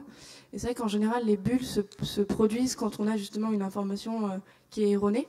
Et en soi, on peut tout à fait limiter cet impact d'informations ou juste de théories d'évolution des prix qui ne seraient pas fondées. Après, on peut nous aussi enrichir ces informations de marché avec des tendances qu'on peut arriver à dégager selon quelque chose qu'on n'arrive pas encore à faire aujourd'hui parce qu'il n'y a pas encore assez de données, mais qui serait arriver à voir qui est vraiment discriminant dans un prix d'appartement.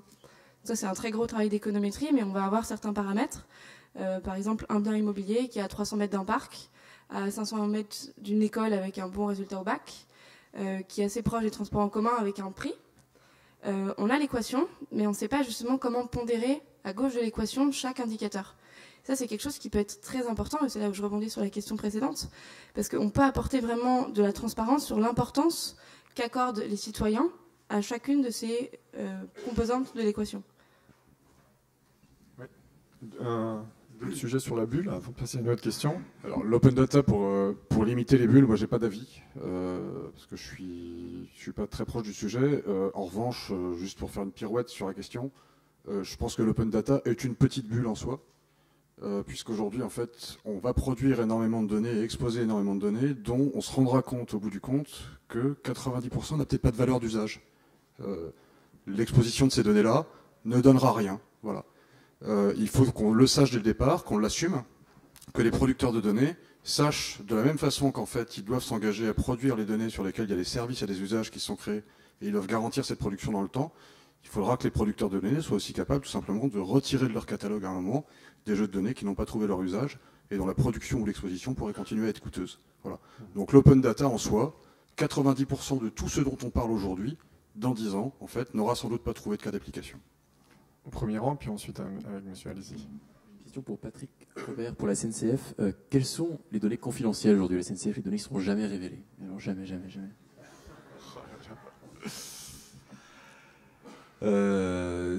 Naturellement, les données sur lesquelles on est sur des activités de concurrence, ça c'est donc des données de prix de marché, des données de marge, elles sont des données de concurrence. Et donc ça, c'est à aucun moment elles ne seront partagées. Après, je ne sais pas, et ça peut changer d'ailleurs au moment du temps. Ça peut changer en fonction de la loi, ça peut changer au moment du temps, ça peut changer en fonction de la nature du business. Donc, pas facile de répondre, mais évidemment, il y a des données qui sont des données les plus concurrentielles, et celles-là, non, quoi. Ouais, lui-même, on sait que son nom, évidemment, ne sera jamais communiqué, mais est-ce que les prix, l'évolution des prix est publique ou les statistiques sont elles-mêmes peu publiques sur la fréquentation, etc. Pardon, je ne sais pas si on a bien compris là. Je vais noter ça ici. Par exemple, l'évolution des prix des billets, est-ce qu'aujourd'hui c'est une donnée publique? Enfin, notre tarification, non. D'ailleurs, c'est sur notre plateforme qui doit s'appeler data.sncf.fr.com. Vous avez nos données tarifaires.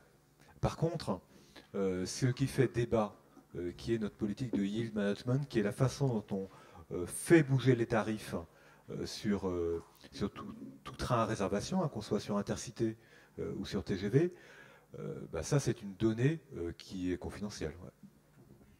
Pour compléter la réponse de Patrick, sur des entreprises que nous on voit dans nos projets, c'est vrai que pour être puriste, on ne peut pas dire que c'est l'open data, puisque je pense que quand c'est des services publics, on prête à l'open data une idée d'ouvrir tout de suite à tout le monde gratuitement.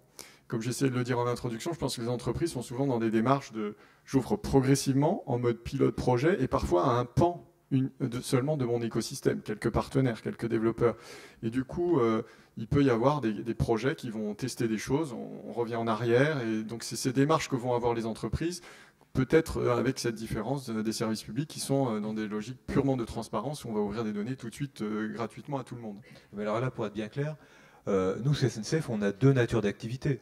Il y a des activités sur lesquelles on est en délégation de service public, c'est-à-dire qu'on fait un travail avec un contrat avec une autorité politique, comme Suez quand ils distribuent de la flotte, ils ont un contrat avec une autorité politique, et on est à ce moment-là sur ce qu'on appelle une délégation de service public. Ces données-là doivent rentrer d'ailleurs dans une des deux lois, et dans la loi CADA qu'a évoqué Simon tout à l'heure. On a d'autres activités qui sont des activités en situation de concurrence, qui ne sont pas du tout des activités de service public, même si nous sommes une boîte publique, dont l'actionnaire est à 100% l'État. Il faut bien séparer les deux. Tout à fait. Merci pour la précision. On va reposer, monsieur, avec une autre question derrière, puis ensuite, madame au premier rang. J'ai une vraie question sur tous les débats, là, sur ce qui est de l'open data et de la transparence.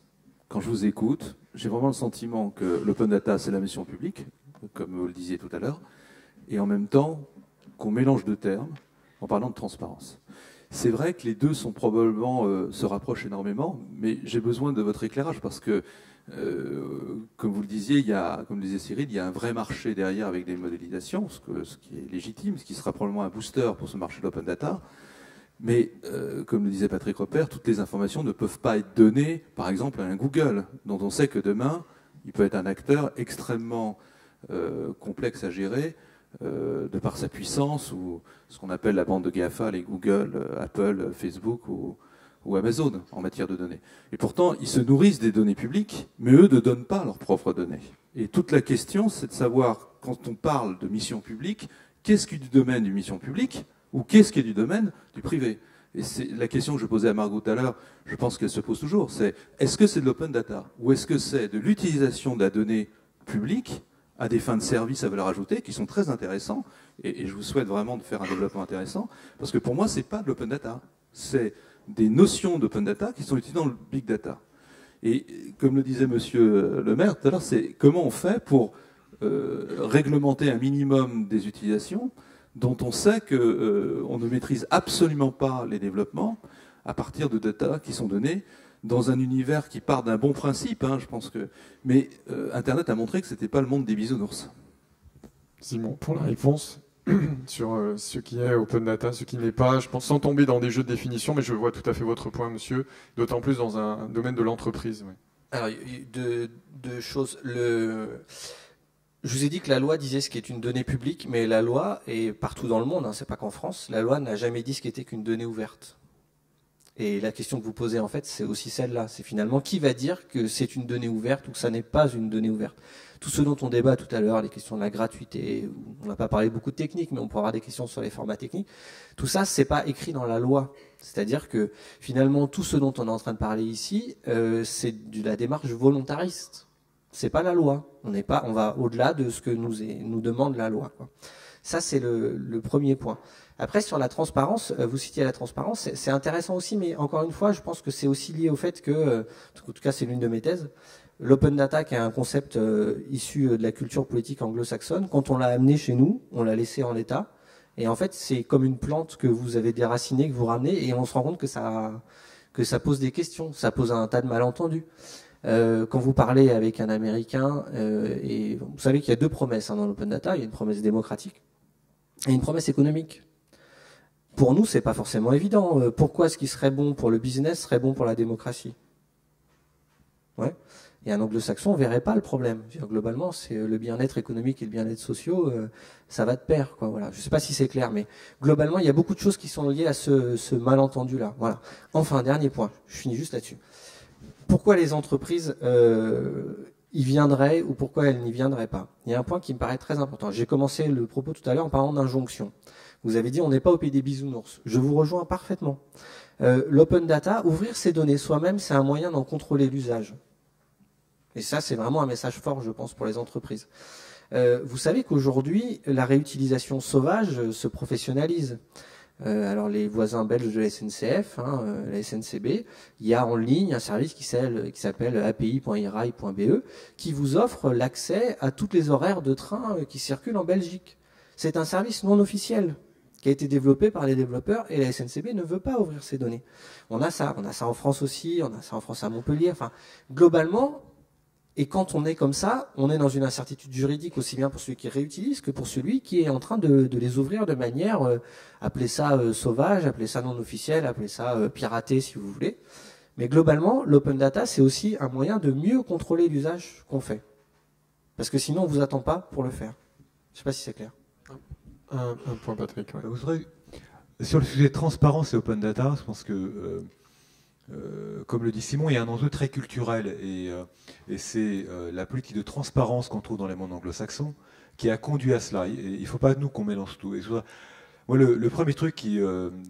dans mon job précédent, j'étais à Londres et je m'occupais d'un train à grande vitesse qu'on installe sur la banlieue de Londres. Et je faisais également une part de lobbying pour le groupe.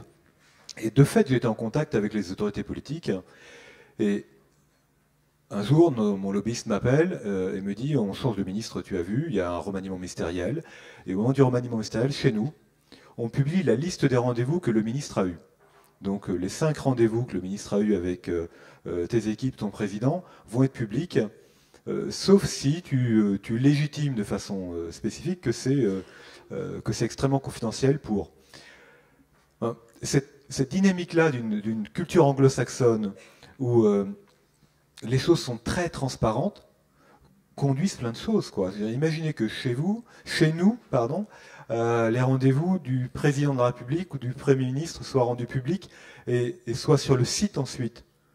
C'est une culture très très différente de la nôtre et ça donne des choses comme vous allez sur... puisque Thierry, tu étais sur ton appli tout à l'heure, sur ton iPhone, si tu vas sur le site du Number 10 en UK, il y a un des onglets qui est Transparency, transparence, et qui donne tous les rendez-vous depuis 2010 de tous les ministres avec toutes les personnes. C'est une culture qui n'est pas la nôtre et qui conduit à beaucoup de choses dans l'open data, dans le monde anglo-saxon, et qui fait que nous, on doit inventer notre façon de le faire, et qui sera naturellement différente parce qu'on n'a pas ces gènes-là. Une question. Oui. Pendant qu'on donne un micro au monsieur... Ah, qui l'a déjà, d'accord. Juste, et ensuite, madame devant. À ce sujet d'ailleurs, l'écosystème start-up a déjà pris en compte et intégré la différence culturelle entre la France et l'Angleterre ou les États-Unis.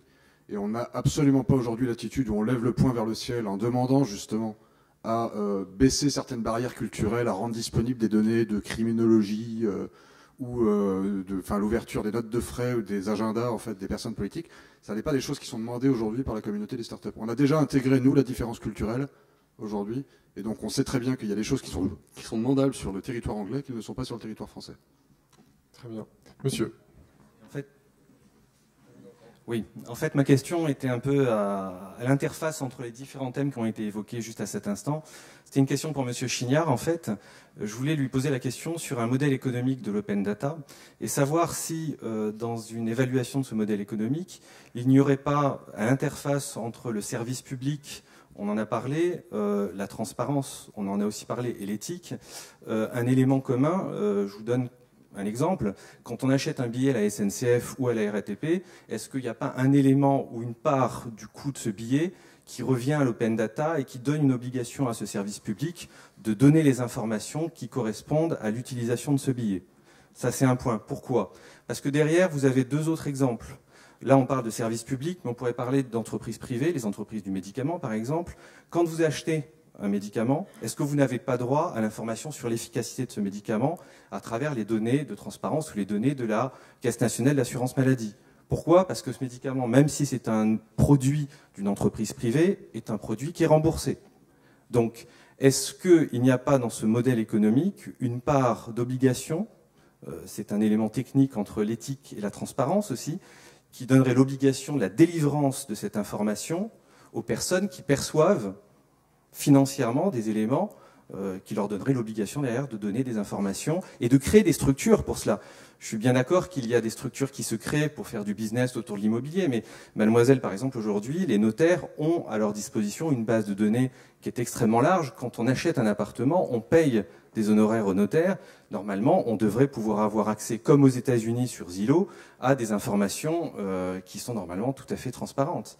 Donc voilà, ma question elle est là, Monsieur Chignard, et peut-être que Monsieur Robert peut y répondre en partie, c'est est-ce qu'il n'y a pas une part de ce que l'on paye, qui correspond à de l'open data obligatoirement et qui donne l'obligation à ces différentes entreprises de nous rendre l'information de façon construite et structurée. On est dans un sujet prospectif, là. Je veux dire par là que c'est... Peut-être que la loi 1 va définir ce que c'est qu'une donnée ouverte. Ce sera peut-être un pas en avant. Et puis après, on essaiera effectivement... Mais c'est intéressant la question que vous soulevez, parce que moi j'entends une question un peu morale aussi dedans, finalement, de dire il y a une transaction, mais il y a au-delà d'une transaction, il y a une obligation de... Mais ça, c'est le droit d'accès à l'information, ça. Enfin, je veux dire, c'est la loi CADA en France, c'est la loi Freedom of Information Act aux États-Unis. Elle est très loin de fonctionner, cette loi-là. Enfin, typiquement, je veux dire, vous prenez le rapport de la CADA annuel, vous allez voir qu'il y a tout un tas de cas qui concernent des entreprises dont on a parlé. C'est assez difficile. Après, il y a des exemples tels que vous avez cités. Dans le monde anglo-saxon, on a une société qui s'appelle Open Corporate. Je ne sais pas si vous connaissez. Je sais qu'il y en a dans la salle qui connaissent. Et qui collecte toutes les données financières des rapports d'activité financiers d'un certain nombre de boîtes européennes et qui permettent d'avoir des données enrichies et intéressantes. Tiens, tel administrateur de telle société est aussi administrateur de telle autre. Enfin, voilà, on a ce genre de données-là. Mais là, on est à l'interface. C'est ce que les anglo-saxons appellent des civic startups, qui n'existent pas chez nous. Hein. Les civic startups, c'est intéressant. C'est vraiment l'idée de dire j'emploie une démarche de business et de startup à des problématiques citoyennes. Vous en avez plein, hein. Je pourrais vous donner des noms, mais Code for America, c'est un autre exemple de civic startup. Et c'est un vrai business, c'est-à-dire qu'ils trouvent des sous pour financer ça. Un petit point sur l'art des notaires, puis ensuite on va passer à Madame Devant. Oui. Merci beaucoup pour votre remarque sur les notaires. C'est vrai qu'en France, il y a une base qui s'appelle la base bien, qui est aujourd'hui assez chère. Mais je sais qu'ils sont en train de réfléchir justement à d'autres manières de monétiser cette base, qui est aujourd'hui perçue comme beaucoup trop chère pour les particuliers. Et cela dit, ça me paraît pas du tout contradictoire avec ce qu'on veut faire aujourd'hui. Parce que quand vous regardez la base bien, c'est une base qui donne le prix des transactions à un temps T. Mais avec Omengo, ce qu'on peut faire, c'est on peut avoir en temps réel le prix d'un bien selon certaines composantes dont les notaires feraient partie. C'est donc un indicateur qui est plus complexe puisqu'il permet d'actualiser en temps réel le prix qui aurait été celui de l'appartement s'il avait été vendu aujourd'hui. Très bien. Madame Devant. Oui. Tout d'abord, merci pour cet échange. Moi, j'ai une question. J'imagine qu'avec l'open data, il y a plein d'acteurs intermédiaires qui vont se développer. On parle de transparence, donc j'imagine qu'il y aura accès à un peu tout et n'importe quoi, et notamment plein de petits acteurs de portail comme Omengo, pour le moment, en fait partie. Et je me demande comment l'utilisateur final, donc quand je dis utilisateur final, je parle de chacun d'entre nous dans cette salle, va pouvoir faire le tri et s'assurer de la fiabilité non pas des données brutes, mais de l'information qui lui est restituée. Comment l'utilisateur peut savoir ce qui est fiable quand il n'y a pas, par exemple, le nom de la SNCF derrière comme garantie de fiabilité. Ok. Juste un tout petit point là-dessus.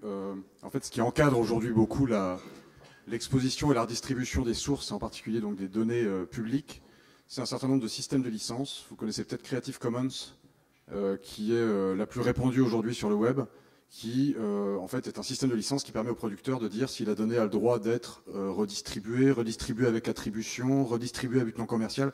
Il y a tout un jeu comme ça, il y a 6 niveaux je crois de licences. Et en fait, la très grande majorité des données aujourd'hui qui sont distribuées avec ce système de licence, sont avec ce qu'on appelle le niveau de licence with attribution, ce qui veut dire qu'en gros, on est obligé pour réutiliser les données de citer la source systématiquement sur nos services. Et je crois que, en fait, de toute façon, que ce soit Margot ou moi, lorsqu'on réutilise des données qui proviennent de la SNCF ou de l'INSEE, la crédibilité de notre service en tant que tel aujourd'hui n'est pas garantie puisque nous sommes une petite start-up et Omengo et QNB. Voilà, donc pour aujourd'hui justement rassurer, on a toujours tendance à mettre nos sources en avant et à apporter non pas une garantie de fiabilité des données qu'on expose à travers nos services, mais une garantie de fidélité. C'est-à-dire ce qu'on doit nous garantir, c'est que les données qu'on expose à travers nos services sont fidèles aux données qui ont été fournies par la source. Je suis tout à fait d'accord avec ce que dit Cyril, parce que nous, c'est vrai que c'est une des choses qu'on ne mettait pas du tout au départ, parce qu'on se disait on va juste mettre de la donnée. On s'est rendu compte qu'il était capital et légal d'avoir une source, et ce qui nous permet aussi de donner la dernière date d'actualisation, ce qui est aussi très important dans le rapport à l'information qu'on a, qui découle de cette donnée. Et peut-être un petit complément par rapport à ça, je pense que, et c'est aussi une des synthèses de cette table ronde, c'est que l'intérêt de la donnée, c'est vraiment le contexte. Et Tim Berners-Lee, qui est un des inventeurs du web, a développé une grille de 5 étoiles qui permet justement de donner une note sur la qualité de l'information. C'est-à-dire que nous, si demain on utilise des données qu'on estime partielles, on va le dire ou on va pas le faire. Mais en tout cas, on va mettre l'utilisateur en garde en disant voilà l'indicateur qu'on a aujourd'hui pour telle et telle raison. Mais cela dit, on est sûr à 70, 80, 100% que cette information est fiable. Donc c'est aussi prévenir l'utilisateur pour lui transmettre la valeur qu'on veut donner au service. Très bien. Il nous reste 10 grosses minutes, un petit quart d'heure, donc aiguisez vos dernières questions et profitons de la présence des participants. Oui, peut-être madame, c'est gentil. Merci beaucoup. Bonjour, il y a deux enjeux importants autour de la data que vous n'avez pas cité aujourd'hui, notamment des dimensions humaines. Moi, je travaille dans le digital et il y a un gros manque de statisticiens. Donc, comment les entreprises, notamment privées, anticipent ça? Et le deuxième qui est technologique, parce que c'est des coûts absolument monstrueux pour les traiter, ces données. Et on est aussi, nous, confrontés à ce problème-là. Alors sur l'aspect humain, c'est vrai, tu vas répondre, mais juste en plus, moi je peux rajouter l'idée au sein des organisations, nous on vit des projets d'open data, c'est intéressant, ce sont des projets même un peu transverses, qui souvent font travailler ensemble différents départements, alors bien sûr la direction de la communication, la direction de l'innovation quand elle existe, ou la direction technique ici, donc c'est des nouveaux types de projets qui en termes de compétences, c'est vrai, vont amener... Bon, ça va être quoi demain, un Open Data Manager ou ce genre de choses. Donc c'est vrai que l'aspect humain des compétences et des profils est intéressant, madame. Et je vais passer la réponse à le point Cyril, peut-être. Ouais. C'est plutôt sur l'aspect économique. En fait, on accompagne souvent d'ailleurs l'idée de l'open data avec l'idée du big data. Pour le moment, ce qu'on voit, c'est plutôt des petits volumes de données, dans les données qui sont exposées. Il y a assez peu aujourd'hui d'exemples d'open data où il y a vraiment des très gros volumes de données de l'ordre du téra ou du péta. Les exemples sont plutôt limités. Cela dit, lorsqu'il y a justement des exemples en fait, qui concernent du big data, avec donc des très gros volumes de données, le premier point c'est qu'aujourd'hui les technologies qui permettent de traiter justement, de faire de l'analyse sur ces gros volumes de données, ces technologies-là, le prix a été divisé par 50 ou 100 dans les 3 dernières années. Le big data aujourd'hui, c'est justement l'accès à des capacités d'analyse inouïes pour quasiment pas €1. Voilà. Maintenant, le vrai sujet, en fait, c'est plutôt la disponibilité de la compétence. En fait, traiter des gros volumes de données nécessite, en effet, vous l'avez dit, des statisticiens. Et justement, tout l'enjeu de l'open data, c'est de dire qu'on va crowdsourcer justement l'intelligence sur le traitement de gros volumes de données. Crowdsourcer, on va préciser. Crowdsourcer, c'est faire donc réaliser un service à valeur ajoutée par une communauté qui le fait à titre en général gratuit. Voilà, donc je vais exposer des données sur une plateforme, les rendre disponibles à n'importe qui, et donc permettre à des statisticiens ici en Inde ou en Amérique du Sud d'accéder à ces données et de créer justement des analyses à valeur ajoutée sur ces données. Donc aujourd'hui, justement, la pénurie de statisticiens réels trouve plutôt une réponse justement avec l'open data, puisqu'en fait on va justement profiter d'une communauté qui est extrêmement demandeuse aujourd'hui de gros volumes de données pour éprouver justement ces technologies dites big data. Et donc c'est pas l'intelligence qui manque aujourd'hui à l'intérieur des producteurs de ces données justement pour créer de l'analyse statistique. Et vous avez vu émerger aussi des nouveaux types de compétences. On parle souvent de visualisation des données. Ces notions d'infographie qu'on a vu arriver sur le web, qui sont un peu ces compétences mélangées entre des analystes de données et des graphistes, qui simplifient la donnée. La visualisation est souvent une des premières couches de valeur amenées à ces jeux de données. C'est le fait de les visualiser de manière intelligente, graphique, permet d'en tirer déjà de la valeur. Et c'est souvent des nouveaux types de compétences au côté humain aussi. Oui, monsieur. Désolé de poser une troisième question, mais elle va toujours dans le même sens. Merci d'avoir, Cyril, parlé de big data. Parce que je crois qu'il y a une confusion entre l'open et la big data.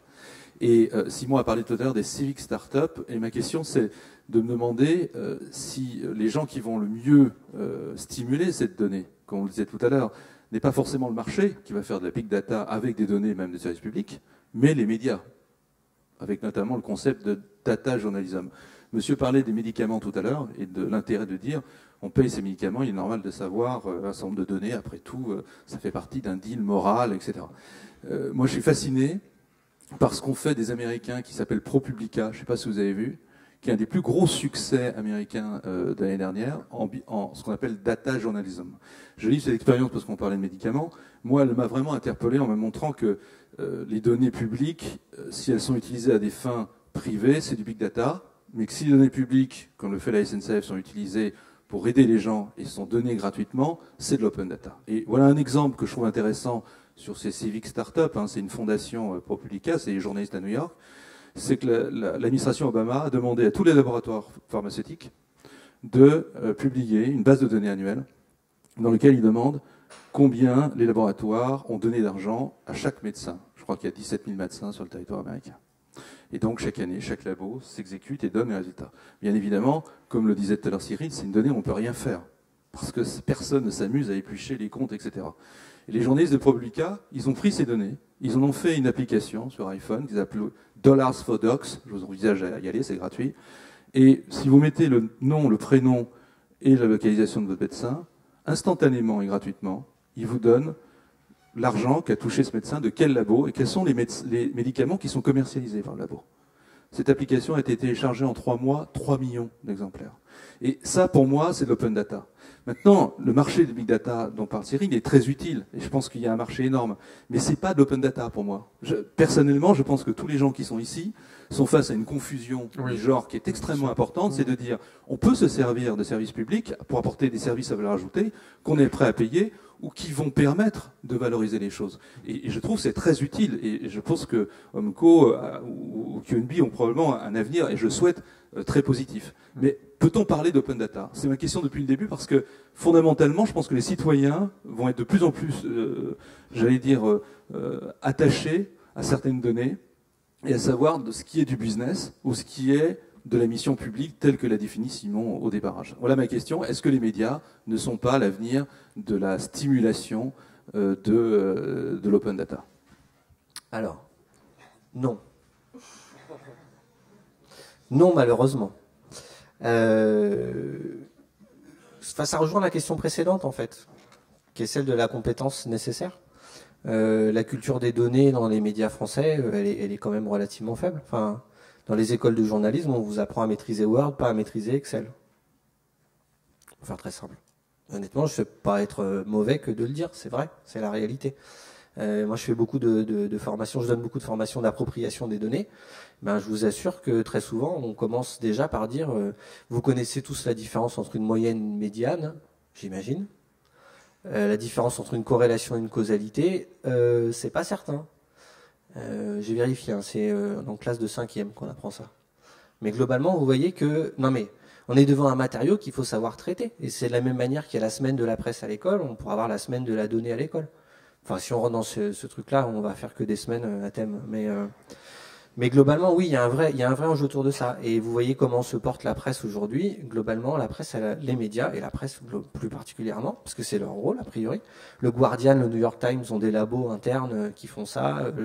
Le New York Times, ça accueille chaque année des startups qui viennent chez eux pour travailler sur leurs données et compagnie et tout. La presse en France, elle n'est pas du tout en état de le faire. Voilà. Donc il n'y a pas cette, ça devrait être leur rôle, mais ça coûte cher. Hein. Vous prenez un exemple les meilleurs en data journalisme en France, c'est le site OVNI, ovni.fr, et globalement le modèle économique, enfin en gros c'est assez simple. Hein. Un article c'est 1500 signes, ça peut ramener tant de visiteurs, et au prix de la pub en ligne ça fait tant. Une data visualisation, ça demande 4 fois plus de temps et ça rapporte pas 4 fois plus d'argent. Voilà. Donc là, la rentabilité économique du truc est quand même en jeu. ProPublica que vous avez cité, c'est un exemple intéressant parce que le financeur de ProPublica, c'est George Soros avec sa fondation Open Society. Donc il y a aussi des enjeux derrière et puis une idéologie d'un monde plus ouvert. Quoi. Voilà. Parenthèse. Voilà. Merci Simon. Dernière question encore et après on fera un petit tour de table monde. Ouais, on va prendre les... Allez-y monsieur. Ouais. Merci. C'est bon là? Depuis tout à l'heure, j'écoute les remarques qui sont faites et le débat est absolument passionnant. Et il me semble qu'il tourne autour d'un fait majeur, c'est l'intrusion de la sphère économique dans la sphère politique. Qu'il s'agisse du maire, qu'il s'agisse de monsieur, à savoir que avec la technologie, on a un cheval de Troie et que nous avons du mal à gérer. Pourquoi? À mon sens, hein, que vous utilisez tous des mots anglais, bravo. Et en utilisant des mots anglais, vous adoptez la culture anglo-saxonne. La culture anglo-saxonne est basée sur le contrat, et par voie de conséquence sur le marché, et par voie de conséquence sur la responsabilité individuelle et le risque. Et nous sommes ici en train de parler de données publiques. Il y a une expression qui n'existe pas aux États-Unis, ni en Angleterre, et en général en Western World, qui est service public.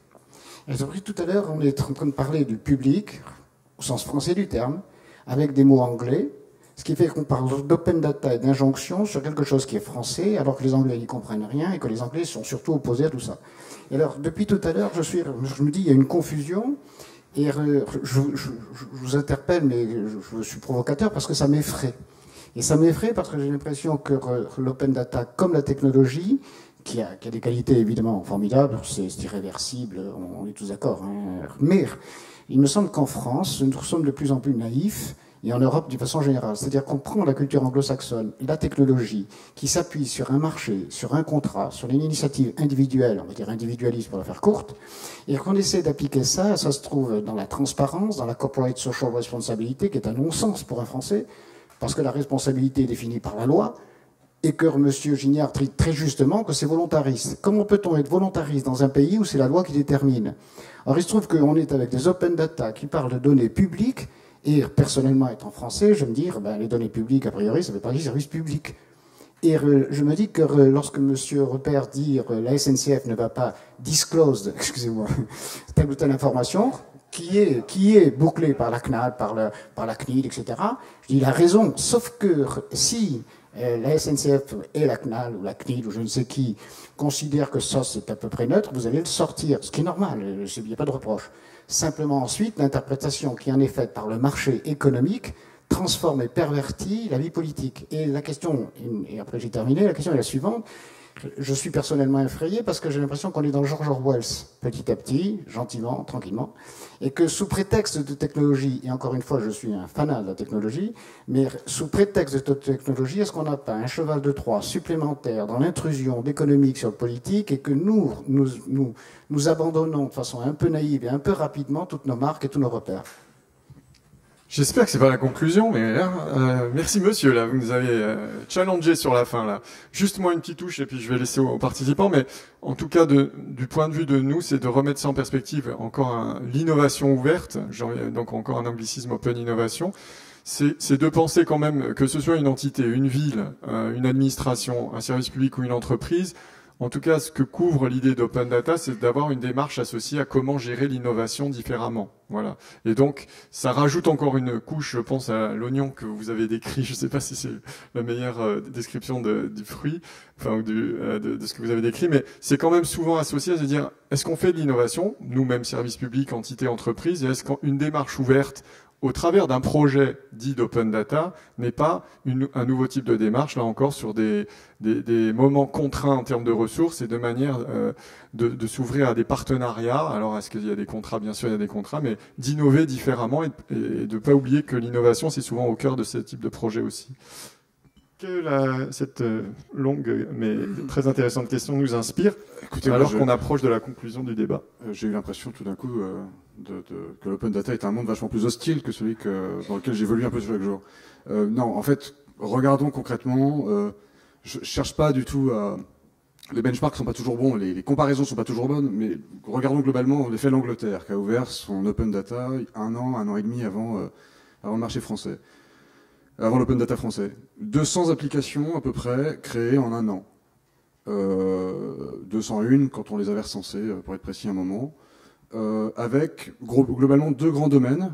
Le domaine du Citizen Watch, qui était un peu ce que Simon décrivait tout à l'heure, avec des applications comme Where Does My Money Go, qui permet en fait de faire l'analyse du budget du gouvernement, avec des applications qui permettent de consulter les salaires et toutes les compensations d'un haut fonctionnaire anglais. Vous pouvez connaître le salaire du directeur du British Museum, avec tous ses jetons de présence dans tous les conseils d'administration dans lesquels il siège par ailleurs, et ainsi de suite. Des choses comme ça. Donc vraiment un domaine Citizen Watch qui globalement en effet n'est que de la transparence et en effet l'intrusion de la technologie dans le débat citoyen. Il n'y a pas de débat. Voilà. Pardon ? Ouais, OpenGov. Voilà, point. L'autre domaine, c'est des applications qui sont en fait la réutilisation de données publiques pour proposer des parcours en vélo, trouver dans la ville, mettre en gros les zones où il y a le plus de crottes de chiens, et des trucs comme ça, des choses qui finalement sont toujours une utilisation totalement détournée en fait de la matière brute qui a été fournie par l'administration au départ et qui est réexploitée en fait de façon très créative par les applications un peu inattendues. Voilà. Concrètement, en fait, pour moi, ce qui est important, c'est surtout le symbole, en fait, sur une table ronde comme celle-ci, de voir qu'en fait, il n'y a pas un producteur de données publiques autour de cette table. On a en revanche la SNCF qui en effet est producteur de données aujourd'hui, qui qui a commencé à tisser des liens avec les startups, justement pas autour de la donnée en soi, parce que franchement l'open data, je le redis, n'est pas une fin, c'est un moyen. Et ce que recherche la SNCF à travers ça, c'est l'open innovation. En tout cas, c'est comme ça qu'on le perçoit. Et pour nous, en fait, on veut vraiment saluer cette démarche-là de la SNCF qui n'expose aujourd'hui que des données qui sont des données sans aucun enjeu de confidentialité ni quoi que ce soit. De quoi on parle? On parle d'horaire de train, on parle de données comme ça. Enfin, voilà, aujourd'hui, le gros enjeu, juste sur ce point-là, c'est de trouver, par exemple, une application liée à la mobilité qui combinerait du Vélib, de l'autolib, du train et ainsi de suite. Voilà, concrètement, le jour où on aura ça, on aura sans doute trouvé l'aboutissement d'une démarche comme la démarche Open Data de la SNCF. Et en fait, ce qu'on veut juste nous dire, c'est que des entreprises qui produisent des données, mais dont c'est pas le métier, comme la SNCF, voilà, bah, il y a aujourd'hui un bénéfice induit, en effet, à exposer ces données à une communauté de startups comme la nôtre. Voilà. J'ai pas vraiment d'avis sinon sur le débat public. J'en ai pas.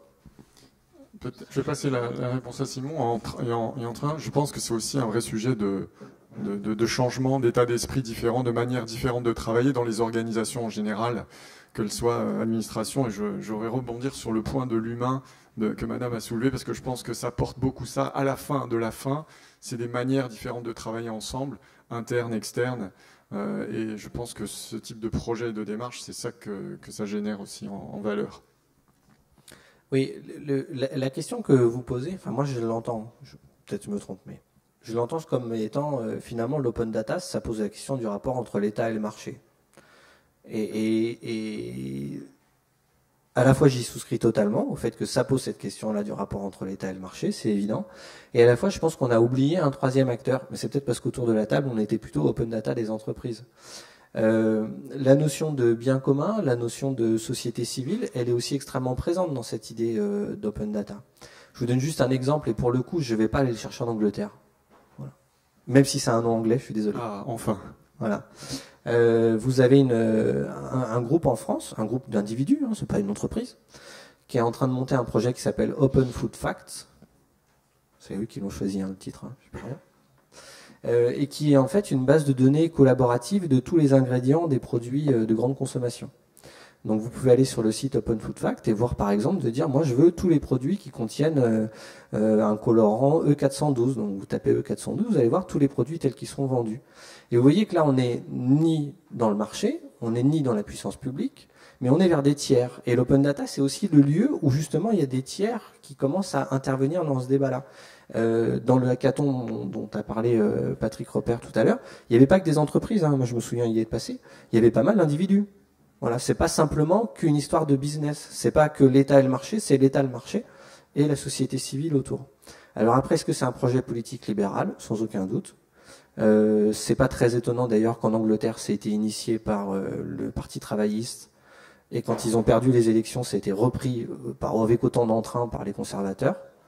Et que dans le projet de David Cameron qui s'appelle la Big Society, je ne sais pas si vous connaissez ce projet politique-là, c'est intéressant parce que précisément il en fait un open data comme étant un levier de la société civile par rapport à l'État, mais aussi par rapport au marché, quoi. Voilà.